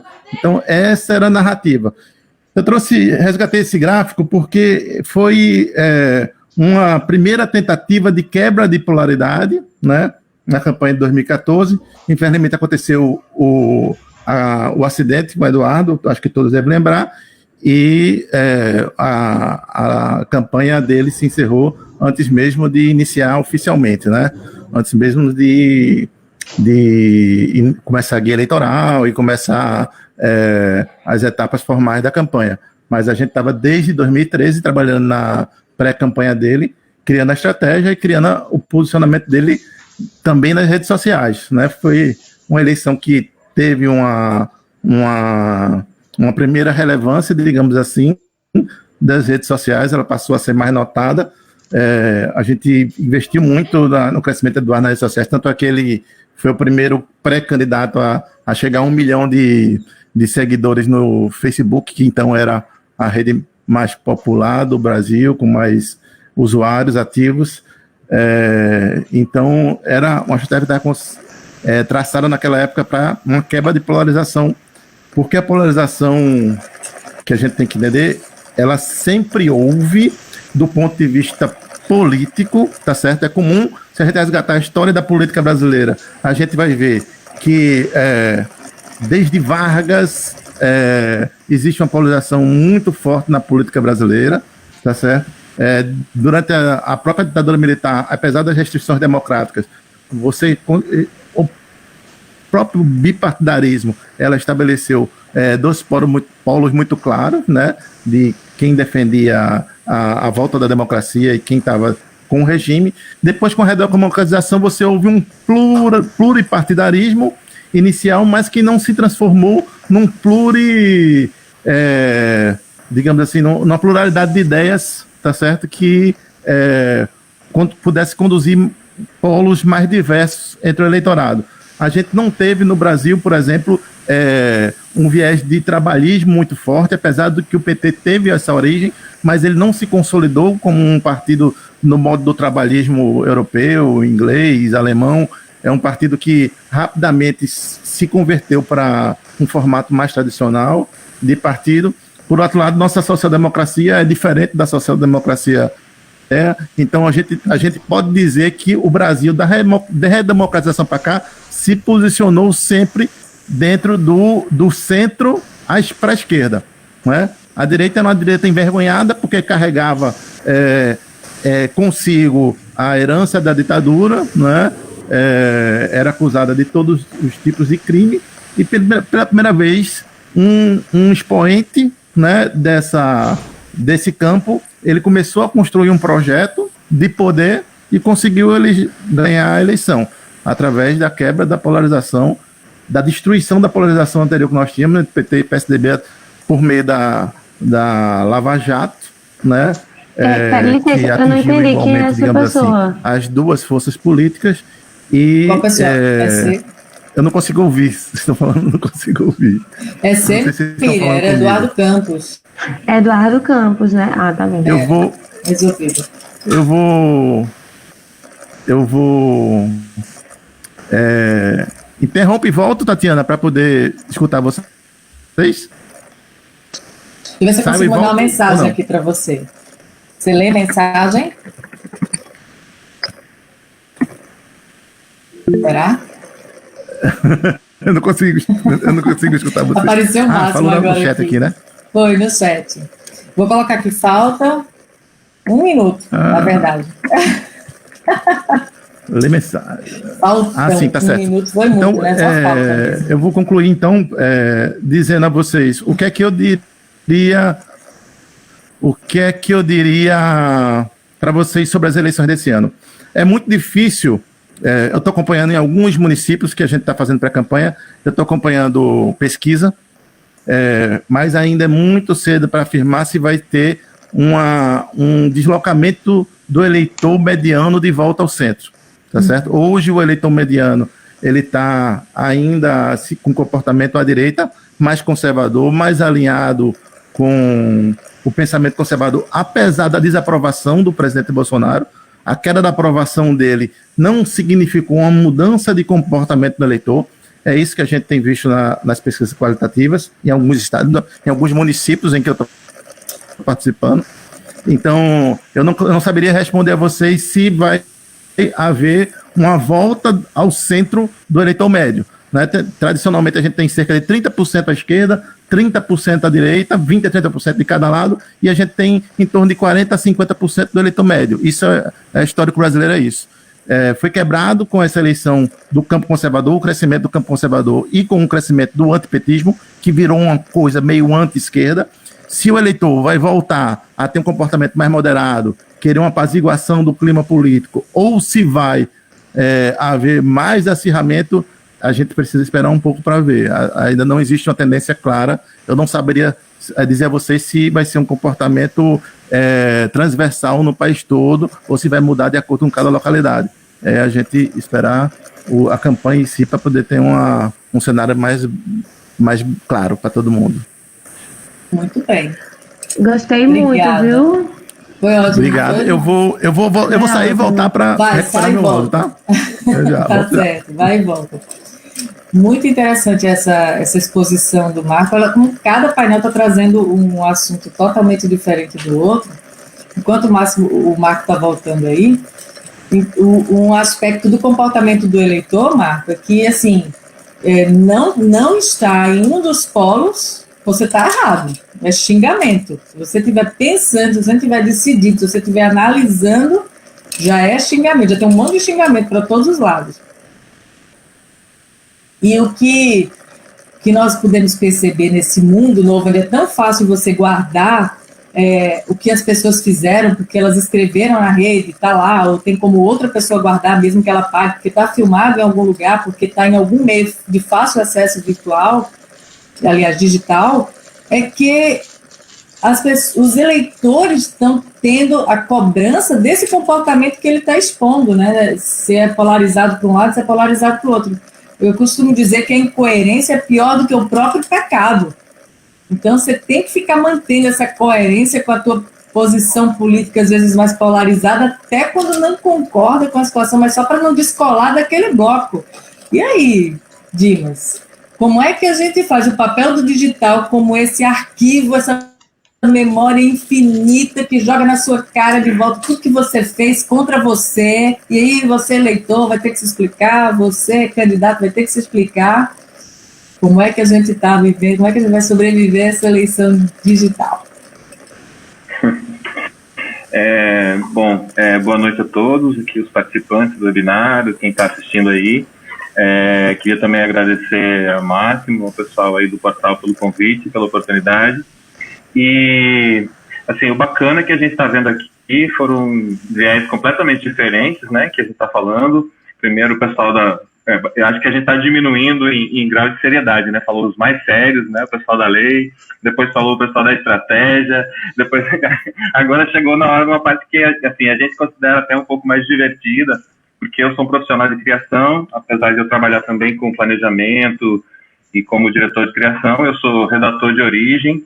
E quando eu chego na campanha, não tem como, quando eu vejo, eu estou lá fazendo mesmo, metendo a mão na massa e fazendo as coisas. A gente que cria problemas aí para os advogados levarem lá, para serem julgados, para deixar os maqueteiros aí tudo de cabelo em pé, não, isso não para, pelo amor de Deus, como é que você vai fazer isso? Mas, enfim, eu tentei fazer uma coisa rápida, assim, em 10 tópicos, para a gente tentar ser meio didático. E eu caí, acho que no pior e no melhor terreno, porque ao mesmo tempo que o digital é uma parte muito importante da campanha, todo mundo é digital, então todo mundo, de certa forma, também faz parte disso, né? Então, é meio que você ser um especialista numa área onde todo mundo é especialista. Mas a visão da gente é que é um pouquinho mais... digamos, cética, e a gente tenta sempre tentar ficar um pouco de fora para conseguir ver a situação, apesar da campanha ser uma coisa apaixonante, né? Eu acho que com isso que a gente mexe no final, tudo isso é para mexer com paixões, fazer a pessoa se motivar, né? O Duda Mendonça dizia que a eleição se decide na mesa de bar, né? Você tem que munir o cara de bons argumentos para ele ganhar a discussão na mesa de bar. Se ele ganhar a discussão ali, o voto é dele, ele que saiu dali bem. Então, começando rapidamente, assim, a gente sempre ouve todas as eleições. Essa eleição vai ser a mais digital de todos os tempos. E o pior é que na maioria das vezes a gente está sempre certo, né? Cada vez mais está acontecendo. Na verdade, a eleição já começou faz muito tempo. A eleição, para quem trabalha com política, ela começa no dia seguinte da votação anterior, né? Acabou aquela, a gente já tem que estar começando a pensar no futuro. E o que a gente está vendo hoje, e talvez essa eleição seja muito decidida assim, é que quem saiu na frente, quem já estava fazendo um bom trabalho, quem já estava presente nas redes, quem já entendeu que mudou a dinâmica de redes sociais, que não é mais... a política acabou mudando por conta disso também. Quem entendeu isso já levou vantagem, independente da vantagem financeira, capacidade de investimento, ou de você ter uma máquina a seu favor ou não. Quem estava nas redes aí já há mais tempo sai mais na frente. E essa campanha vai sair mais ainda, por quê? Porque como a campanha foi mais para longe, a pré-campanha ficou maior.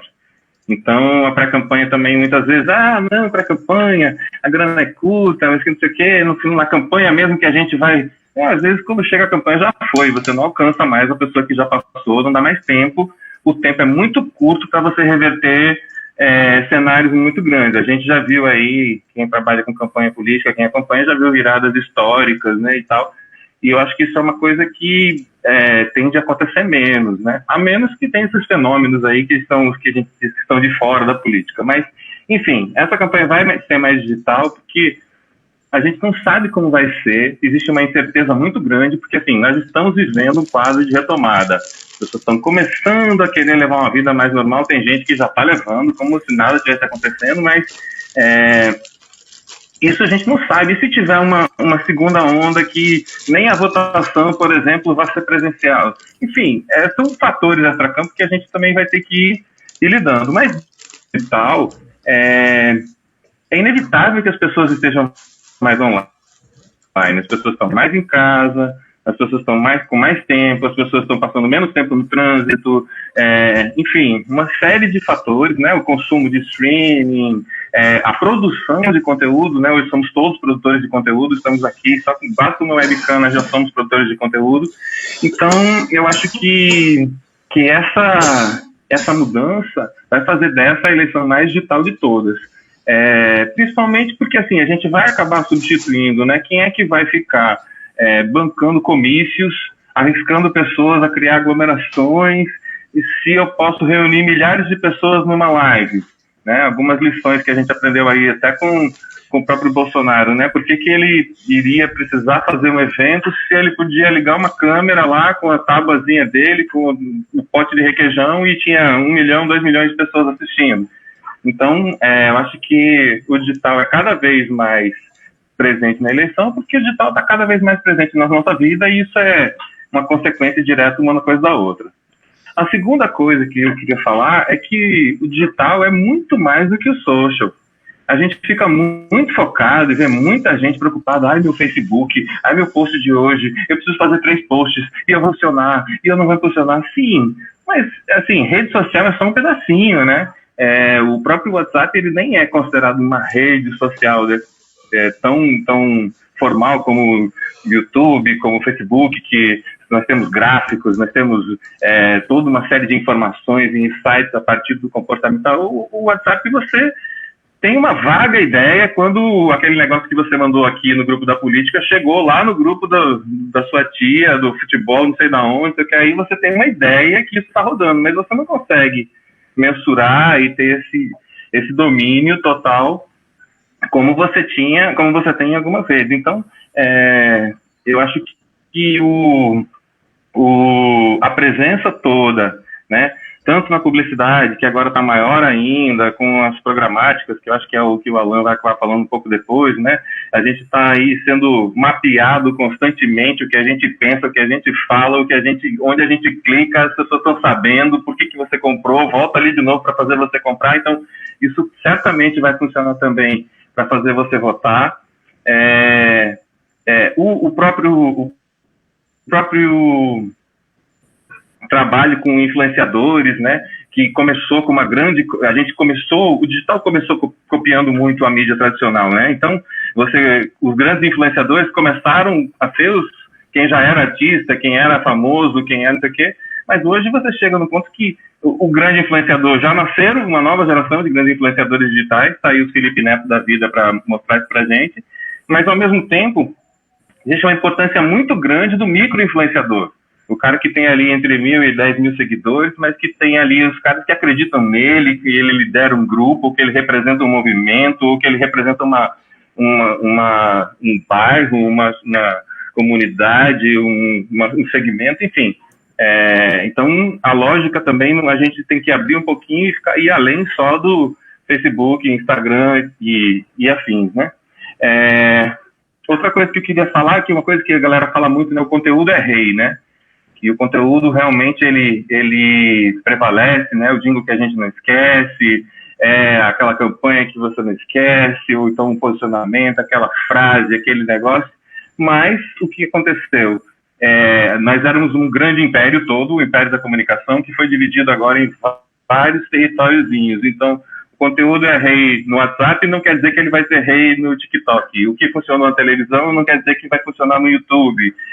Enfim, o próprio Instagram e Facebook, que nasceram muito próximos uns dos outros, eles já se diferenciaram de uma maneira que você não faz a mesma comunicação para os dois, mas teoricamente, você precisa adequar cada um desses territórios até alguém falando na língua de cada um desses territórios, entendendo não só a dinâmica da rede, as suas ferramentas, as suas características, mas também a dinâmica do usuário da rede. Que tipo de uso o cara faz da rede, né?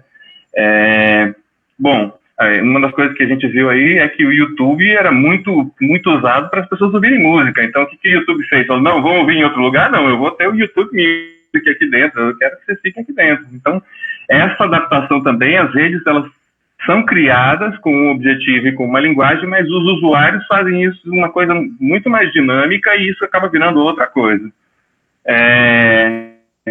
Uma coisa que a gente também quis falar era sobre mídia, né? Para a gente não ficar refém da mídia, porque o que aconteceu? A mídia, ela foi parar no digital, né? Então, hoje você tem a possibilidade de impulsionamento, da geolocalização, da segmentação, de você escolher públicos, de você fazer testes. Eu acho que hoje a internet é uma das melhores fontes de pesquisa, né? O monitoramento já funciona como um termômetro. Eu trabalho muito em campanhas já trabalhei em campanhas que o digital era separado, já trabalhei em campanhas que o digital era junto, já trabalhei com a mesma coisa, mas assim, a gente usa muito o digital como pré-teste. Se funcionou, se deu certo, não o formato, mas o argumento, a narrativa, isso tudo, a gente já sabe um pouco o que vai funcionar em outras coisas quando você já testou e deu certo no digital. E o que a mídia acabou entregando, e a gente copiou também de novo aí a mídia tradicional, né, é que a gente era muito assim, a novela da Globo deu quantos pontos de audiência, o jornal deu quantos pontos de audiência. E quando a gente foi para o digital, a gente tentou levar a mesma lógica. Esse vídeo teve quantos views? Teve 1 milhão de views. Então foi sucesso. Será que foi? Será que quando você for olhar lá na estatística do vídeo, esse 1 milhão de views, será que 900 mil não pararam nos primeiros 10 segundos? Sabe? Então, assim, também tem todas as ferramentas são importantes, mas nenhuma delas sozinha decide, e a mídia é mais uma delas, né? Outra característica que eu acho que mudou bastante é assim, sempre foi dos políticos a coisa do discurso, né? O falar bem. Depois a gente passou no momento que a gente precisa, não adianta só falar, o cara tem que saber ouvir também. Então criou-se um novo momento em que o político descia do rei e dava todos os direcionamentos baseados na sua sabedoria e tal, e passou para ouvir, para trocar. E eu acho que hoje a gente chegou no momento que é mais importante o diálogo, né? Mais importante de você querer lacrar, né? Não, lacrei aqui, fechei, ninguém mais falar nada. Não, eu acho que o pior comentário é aquele que lacra, né? O melhor comentário é aquele que abre uma conversa, abre um diálogo, abre espaço para as pessoas falarem. Então, acho que essa lógica também aí, né? O cara abre uma live, mas ele fala 2 horas e meia e não responde um comentário. Oi? Então ele não entendeu qual é a lógica da live, né? Ao menos que a live dele seja uma aula, né? Agora, se ele está conversando com o público, se ele está se relacionando, é claro que ele tem que responder, ele tem que ouvir para poder responder, enfim. Outra coisa é que, assim, a campanha não é mais só da gente, né? Isso é como tem uma comparação que eu acho muito boa, que era assim, era como um boliche, né? O público estava lá parado na frente da televisão, sentado, e você jogava uma mídia poderosa com a mensagem e acertava e fazia seu strike, né? Pronto. Hoje, eu sei que tem as pessoas aqui que já jogaram, né, fliperama, e sabem como é que era um fliperama. Você soltava a bolinha e não sabia mais o que ia acontecer. Então, acho que um pouco isso, né? Essa lógica que você joga, mas você não sabe o que vai acontecer. Tanto ela pode virar um meme, virar um viral, explodir, quanto pode ninguém nem ver e nem falar sobre o assunto.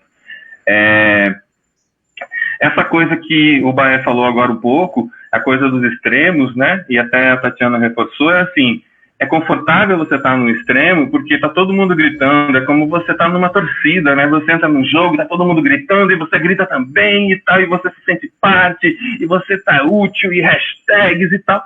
Isso dá para a pessoa uma sensação de protagonismo. Então, o extremo faz mais barulho, então aparentemente ele é mais atraente, né? Então o cara do meio, ele está tentando buscar alguma coisa, mas assim, os extremos parecem mais apaixonados, né? Fale aí com o eleitor do PT, você vai ver como o cara defende, e Lula não fez nada, não sei o que. Fale com o eleitor de Bolsonaro e você vai ver como o cara defende, e a cloroquina. Ou seja, as pessoas entram com essa paixão muito grande nos extremos, e porque isso dá às pessoas uma sensação de estar seguro, tá com um grupo, tá, e ali dentro você é aplaudido. É outro problema que a gente está colocando, que assim, a bolha que a gente foi criando, né? A gente foi, não, bloqueio, meu tio Bolsonaro, eu não quero mais, esse meu amigo aqui é muito petista, não falo mais, esse aqui eu risco, não quero, cancelo. Então nós criamos uma bolha que o algoritmo das redes sociais também alimenta, porque ele quer mostrar pra gente coisas com as quais a gente concorda e interaja. Então a gente criou uma bolha e agora nós somos reféns dela, porque é muito confortável você ficar dentro de uma bolha, falar coisas para ela e ser aplaudido, né? Mas será que você está atingindo todo mundo? Como o Marco falou agora há pouco, né? Será que eu estou saindo dos meus 30% e estou conseguindo dialogar também com essa galera que está aqui no meio? Porque, assim, a eleição não ganha com 30%, né? O cara só tem 50% mais um. Então, se ele não conversar também com um pouco da galera que está fora da bolha ou fora do radicalismo dele, ele não vai. Então, isso é uma coisa que a gente tem como fazer pelas redes, através do impulsionamento, que não é só para fazer chegar mais gente, né? O impulsionamento também é para fazer chegar para as pessoas certas. Se eu sei que você é mais de um lado, eu vou usar um argumento com você. Se eu sei que você é do outro, eu vou usar outro tipo de argumento. Eu estou quase encerrando aqui. E aí, assim, a gente tem uma narrativa geral, que é o que a gente conduz, né? O que a gente busca. E uma coisa que eu aprendi logo nas primeiras campanhas que eu fiz foi que, assim, o pior caminho para você chegar em algum lugar é ficar mudando de rumo a toda hora. Então, você escolhe um caminho e vai nele. Claro que existem ajustes, existem adequações, mas você não pode, no meio da campanha, você querer trocar de posicionamento, não sei o quê, e, assim, não há mais aderência, não tem tempo. E, assim, um recado final, assim, que eu daria é, nessa campanha, eu acho que todas as fórmulas que a gente sabe que já funcionaram, elas tendem ou a não funcionar, ou funcionar menos, ou até fracassar totalmente, porque a gente está diante de uma situação que quase tudo é novo dentro de um contexto. Então a rua não vai ter do jeito que tinha, a rua não deixa de ser também um caminho de força política. Então, se eu contrato gente para ir para lá, eu estou de alguma forma vínculo.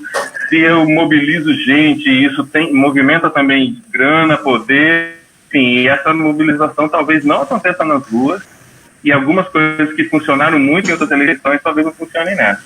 Eu acho que meio que era isso, assim, o digital tem esse desafio, né, a campanha já começou, ela continua com a gente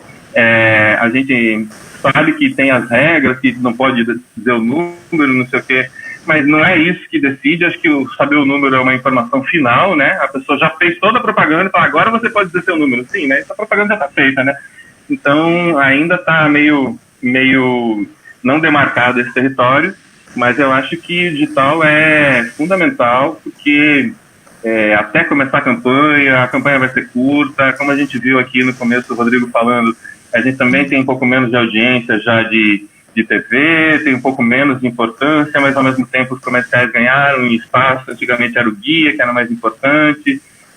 De uma maneira geral, na internet tem o debate, na internet tem as pessoas se sentindo donas da campanha também. Então acho que isso é o que é o legal do social, do digital aí nessa história toda. O cara também se sente dono da campanha, ele se sente vitorioso também, mais do que antes, quando simplesmente ele era uma mãozinha para cima balançando no comício. Valeu, Dimas. Muito obrigada. Foi ótima a tua exposição. Nossa, quanta coisa aqui na cabeça de uma vez, né? Para a gente ficar pensando. O público com paciência pouquíssima. O vídeo tem que ser assim, rapidíssimo. Os canais têm que mudar. Fiz 3 perguntas na live, o cara não me respondeu, eu já vou para outro lugar. Não me deu atenção. E agora, como é que a gente faz para prender a atenção desse povo para conseguir, nesse desespero de tantas alternativas, fazer com que ele fique prestando atenção no que você, candidato, quer dizer? Hein, Alan? Como é que você vai resolver isso na vida dos candidatos agora? A pessoa que vai te contratar para fazer campanha já te contratou porque você sabe o que é marketing programático. Fala aí para a gente como é que o marketing programático vai ajudar a resolver isso. Boa noite, Tatiana. Boa noite, pessoal. Tá todo mundo me ouvindo bem? Estamos, tá jóia. É um prazer estar aqui hoje e participar dessa discussão, cada um trazendo coisa realmente aí que é importante nesse momento das eleições. Eu tenho certeza que a quantidade de informação na cabeça, né, a essa altura já deve estar lá em cima. Eu vou tentar resumir um pouco mais, até porque a gente entra agora em um conteúdo bem técnico também, né? Então, eu vou começar explicando o que é essa mídia programática e, consequentemente, por que ela acabou ganhando tanta atenção durante esse período, tá? O que é a mídia programática? Foi uma nova forma que a gente tem hoje de comprar mídia, onde antes a gente estava acostumado de fazer negociações diretas com os portais. Então, eu quero que minha marca apareça naquele portal, eu quero que minha marca apareça em outro portal. Agora, a gente não precisa mais necessariamente falar com os portais, a gente fala com ferramentas, com softwares, com plataformas e busca pessoas baseado em outro tipo de segmentação, que é a segmentação por interesse ou segmentação por comportamento, além de geolocalização. Então, ao invés de eu ir direto agora e tentar negociar para a minha marca aparecer em um site, eu posso ir numa plataforma do Google, criar a minha campanha, escolhendo se eu quero falar com homens ou com mulheres, quais os interesses dessas pessoas, colocar a minha campanha, subir a minha campanha dentro das leis, dentro da política, dentro de tudo que é permitido hoje, e principalmente nessas leis que regem essa parte da política, e eu posso fazer a minha campanha rodar ali perfeitamente, sem necessariamente ficar negociando de um portal com outro. E qual é o grande poder disso? O grande poder acaba sendo, e aí a gente não tem como não falar disso, dos dados. Porque a partir do momento que eu começo a rodar uma campanha, como a gente chama, né, quando eu ativo essa campanha e eu impacto essa primeira pessoa, eu consigo mensurar tanto se essa pessoa visitou o meu site, quanto se essa pessoa se engajou com o meu conteúdo. E baseado nisso, eu consigo construir grupos específicos por interesse. Então, eu posso subir uma campanha com diversos criativos diferentes, cada um com um tema específico. Eu posso ter um falando de cultura, posso ter um falando de economia, eu posso ter um falando sobre saúde. Eu posso depois entender quem foram aquelas pessoas que se engajaram em cada um daqueles temas, porque não necessariamente a gente vai chamar a atenção das pessoas falando sobre um tema que não atrai tanto a atenção dela. Então, eu posso medir quem são as pessoas que estão se engajando por aquele determinado tema, e eu posso iniciar a minha conversa a partir daquele tema com aquela pessoa, né? E aí entra em um outro detalhe, como eu faço isso? Hoje as plataformas, como alguém já trouxe aqui, né, conseguem trazer a informação para a gente, por exemplo, de quanto tempo aquelas pessoas levaram assistindo um vídeo que estava ali sendo exibida para ela. Então, daquele vídeo de 5 minutos, aquela pessoa assistiu a 15%, 25%, 75%, 50%, 100%, e eu consigo criar os grupos de pessoas baseado nisso. Então, eu posso depois reimpactar esse grupo de pessoas que assistiram até 75% daquele vídeo, porque eu entendo, se ela passou boa parte assistindo aquele vídeo, ela tende a ter um interesse sobre aquilo, e eu posso reimpactar essas pessoas com outro formato de mídia, com novas propostas, com um novo assunto que seja de interesse dela baseado no que ela consumiu. Assim como, quando uma pessoa visita o nosso site, a gente consegue também criar grupos dessas pessoas que visitaram o nosso site, de acordo, inclusive, com as páginas que elas visitaram, de acordo com quanto tempo elas passaram na página e de acordo com a rolagem da página. Ou seja, ela só visitou e saiu do site, essa pessoa não me interessa, mas se ela entrou no site, passou mais de 30 segundos e foi até o final rolando a página, essa pessoa me interessa. Então eu quero continuar conversando com ela e a gente consegue fazer isso dentro do que a gente chama de cookies, né? Toda vez que uma pessoa visita o nosso site, se ele estiver perfeitamente adaptado para isso, ele instala o que a gente chama de cookie na máquina da pessoa, e a partir dali a gente começa a acompanhar. A pessoa pode usar os cookies dela, mas isso é muito incomum. Então, geralmente, a gente consegue fazer a estratégia que a gente chama de remarketing baseado nisso.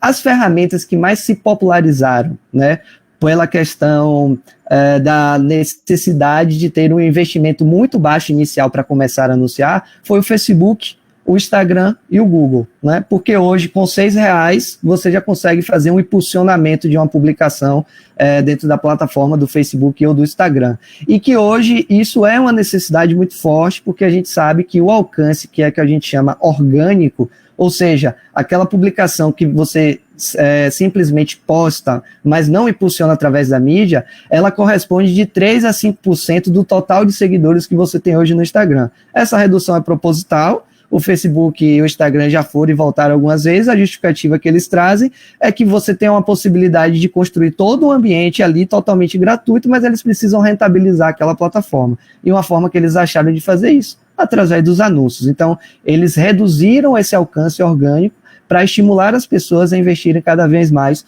na publicidade para conseguir alcançar mais pessoas diante disso. E uma outra coisa interessante para esses formatos que a gente vem trabalhando, tanto no Instagram quanto no Facebook, é um formato de pesquisa. Então, assim como a gente pode subir vídeos, assim como a gente pode subir uma imagem estática ou um GIF, a gente pode subir um formato de pesquisa nativo, ou seja, que vai acontecer dentro do próprio Facebook ou do Instagram.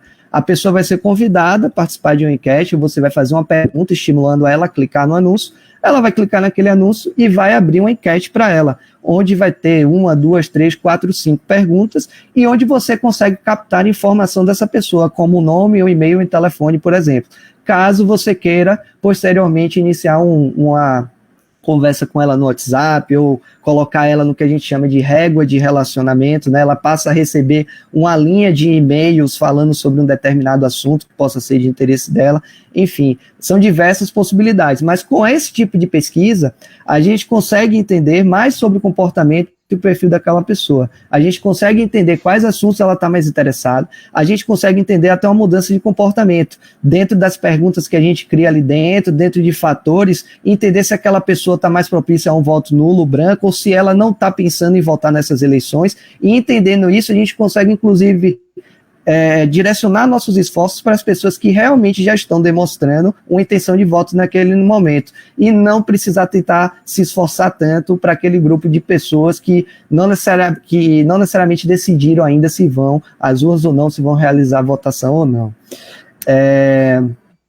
Eu acho que tudo isso, ele parte de uma lógica macro, né? Esses dados, eles precisam ser cruzados com os monitoramentos, e aí existe plataforma de monitoramento para entender tudo o que está acontecendo na web, para entender quais são os comentários positivos e negativos sobre o assunto, comentários positivos e negativos sobre determinado candidato, mas tem um ponto de partida muito interessante que a gente gosta de fazer, que é entender do aspecto mais macro possível como as pessoas estão buscando sobre aquele assunto, com o que as pessoas estão buscando sobre aquele assunto.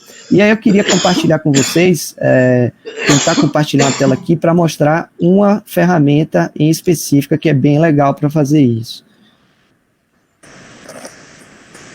Deixa eu ver aqui. Vocês já estão vendo outra tela? Está abrindo já, a tela que já baixou. Pronto. Pronto. Aqui, para exemplo, eu coloquei o nome do presidente apenas para a gente ter como teste. Mas o que é que essa plataforma faz? Você pode colocar qualquer termo, faz o ajuste para o Brasil, e aqui ele vai trazer uma série de pesquisas que as pessoas realizam no Google relacionado a um determinado termo que você colocou para essa plataforma retornar. Então, como eu botei Bolsonaro, ela vai listar quais são as principais pesquisas relacionadas a Bolsonaro que as pessoas estão fazendo neste momento no Google.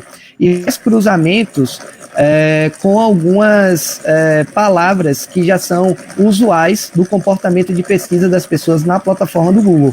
Como, por exemplo, a palavra como é, como onde, como que, como porquê, como qual, quando, quem. E aqui tudo isso é estruturado em forma de dados. Ou seja, essa primeira linha significa que tem mais pessoas buscando como o Bolsonaro foi eleito do que como o Bolsonaro voltou nos últimos ordem. Ela obedece uma linha baseada em dados.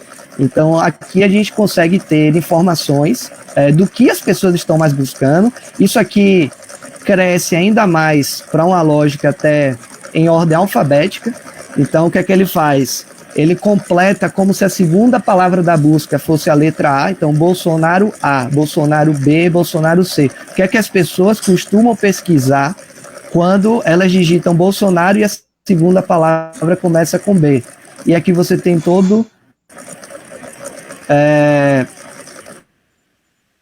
um alfabeto. Essa plataforma ela tem um limite.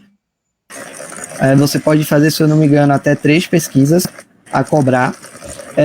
Mas é uma plataforma que a gente costuma utilizar bastante para entender o que as pessoas estão buscando sobre aquele determinado assunto, e depois a gente utiliza isso para um desdobramento criativo para fazer um teste desses criativos no público. Então, entendendo como as pessoas estão buscando o sentimento delas sobre aquilo, eu começo a colocar isso para aparecer no Facebook e no Instagram para as pessoas, com motes e de maneiras diferentes, para saber como elas vão engajar com esse conteúdo, e desses 3 tipos de conteúdo, qual conteúdo que ela está se engajando melhor, e a partir daí eu sigo essa conversa com elas. Eu já deu para interromper a tela? Já voltou? Já está com você já de novo aqui. Prontinho. Então, o que eu tinha para trazer aqui hoje para vocês, tentando resumir um pouco dessa parte de automação, programática e plataforma. Tem muito mais coisas aqui. Se eu fosse entrar no detalhe técnico de muitas plataformas, acho que ia acabar confundindo mais do que ajudando.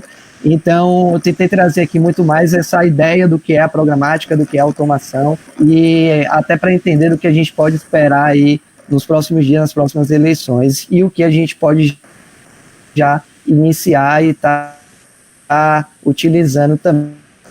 Porque tanto essa plataforma, quanto o Facebook, quanto o Google, o Instagram, são plataformas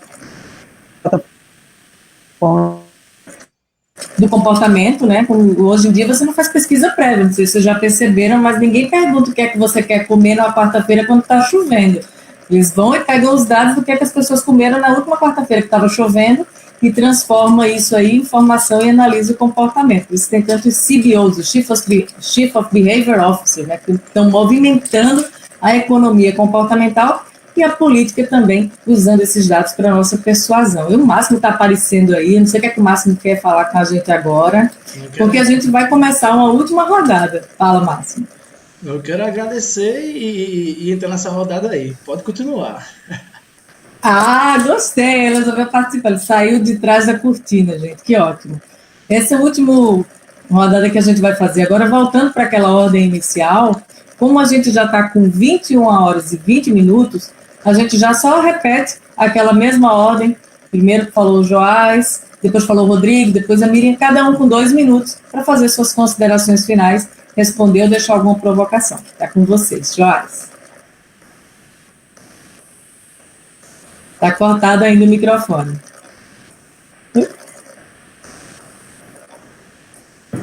Pronto. Bom, Tatiana, só para dizer que fiquei muito satisfeito com a participação desse evento e encantado, viu, com o que o pessoal do marketing trouxe para a gente. Esse pessoal é muito preparado e trouxe muitas coisas. Eu fiquei, inclusive, uma das coisas que eu até anotei que me chamou a atenção foi o que falou o nosso Rodrigo Mendes Ribeiro. Não vai dar tempo de falar sobre cada um deles, porque efetivamente o tempo é curto e eu também vou tentar resumir, mas ele trouxe no slide que ele apresentou aí uma preocupação, que eu vou jogar aqui no ar também.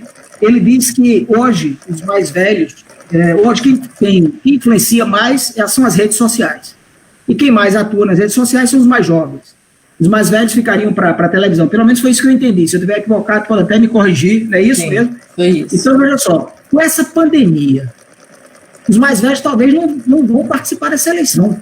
A gente não vai saber como vai estar. Acho que foi Dimas ou foi outro que falou aí, que daqui para lá não sabemos o que vai ocorrer ainda. Pode ser que venha uma segunda onda. Acho que foi Dimas que falou isso. Se eu não me engano, foi Marco, né? Não sei, não tem... Assim, porque eu anotei... Mas... E aí?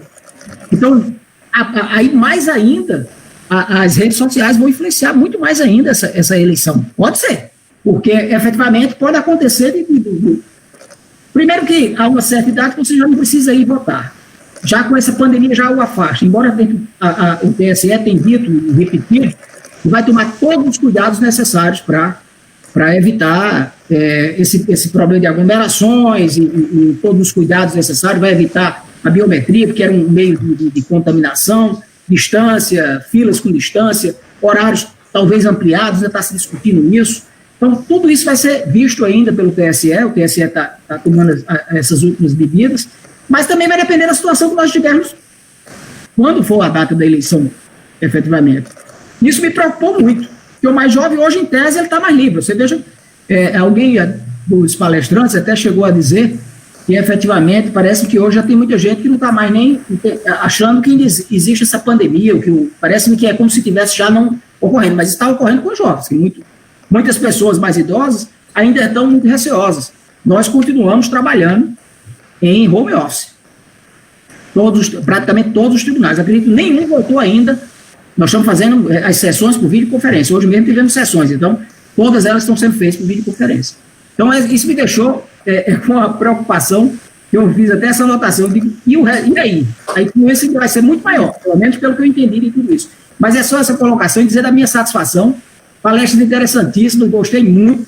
Essa questão que a Alan trouxe agora, isso já está sendo aplicado, eu não sei nem dizer efetivamente, que é um termo muito técnico, já está sendo, hoje tem pessoas que fazem petições, pegam, por exemplo, um tema e jogam para fazer uma petição inicial. Hoje já tem acordos que estão procurando, por exemplo, juntar processos que são do mesmo tema para você decidir de uma vez.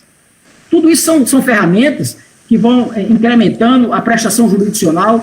Isso é bem o tema que a Alan trouxe. Essa de pesquisa, etc. Você coloca eu acho que é um robô que vai e pesquisa para reunir todos os processos que tratam do tema, por exemplo, vamos dizer, a questão daquela diferença de correção monetária, de um plano ou de outro. Joga ali a palavra plano Collor, por exemplo, teve muitas ações para discutir aquilo, então você pega ali e já julga de uma vez só inúmeros processos. Então isso já está sendo utilizado, está avançando para se utilizar isso também no Poder Judiciário como um todo. Mas agradeço a oportunidade de ter participado desse evento maravilhoso, um evento gostoso de estar presente, de participar, e que vai abrir as mentes da gente, né? Porque nós temos o meu viés, é um viés mais de julgamento, de análise das coisas. Vocês têm outras ideias, a mente bem mais aberta, talvez, do que a nossa, que estamos ali para analisar o caso concreto e aplicar a lei dentro daquele caso. Muito obrigado e boa noite a todos. E vou aguardar o restante, o desfecho desse brilhante webinar. Ótimo, obrigado, Jorge. Por isso que eu falei, divirtam-se, porque afinal de contas a gente se diverte, é melhor do que cinema, os webinars que a gente organiza aqui. Né? Você falou dessa pesquisa, tem um nome, jurimetria. Inclusive, na França foi proibido se usar essa jurimetria, porque você saberia qual juiz, qual tribunal dá mais resultado para o outro, e isso já te levaria a ter um direcionamento de resultado. E hoje também se consegue fazer a cooperação entre os juízes também para juntar processos em uma vara só, em um juízo só, para ter mais uma segurança jurídica, mais uma homogeneidade. Não é muito assunto, aqui é uma coisa puxa a outra e a gente vai falando. E Rodrigo agora que vai fazer as suas considerações finais para a gente. Cada um aqui com a palestra mais maravilhosa. Já pode ir abrindo o seu microfone aí, Rodrigo, que a gente quer ouvir o que é que você tem para falar para a gente aí na conclusão, depois de tanta coisa boa que a gente ouviu hoje. Primeiro, agradecer, também fiquei encantado, achei muito legal participar dessa webinar, cada palestra mais legal do que a outra. Queria dar seguimento a essa provocação que o desembargador fez, trazendo uma informação aqui que talvez não vá constou o que é da Justiça Eleitoral, 25 eleições na campanha Vota Brasil. A gente ajudava a fazer a campanha Vota Brasil e a gente para avaliar depois como é que foi a recepção junto ao eleitor. E a conclusão sempre era a mesma. O eleitor mais velho, aquele que tem mais de 50 anos, ele sistematicamente, em todas as pesquisas que a gente fazia, é o que tem menos interesse pela política e pelas eleições. Então, provavelmente, se essa digitalizando a eleição, isso vai afastar ainda mais o eleitor. Provavelmente aumentar a abstenção dessa faixa, que me foi proposto. Aumenta a responsabilidade sobre o guia eleitoral e sobre as inserções, que tem que atrair mais esse segmento eleitoral, né? É um desafio muito grande fazer eleição nesse contexto, mas eu acho que todas as palestras mostraram que não dá para fazer mais do mesmo, nós temos que reinventar o jeito de fazer, e é isso que nós temos que pensar como fazer na próxima eleição. Obrigado aí, foi um prazer. Obrigada a você, Rodrigo, ótimo. Aqui não falta artista para inventar jeito de se virar nessa pandemia.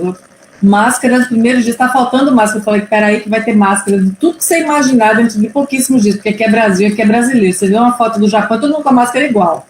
Aqui eu já não sei mais nem dizer a quantidade de máscara que a gente já viu. Criatividade muito grande. Falando em criatividade, ela que é uma pessoa muito criativa, cada hora tira uma coisa diferente da cabeça para apresentar soluções para a gente. Vai fazer suas considerações finais agora. Pode abrir o microfone, Miriam.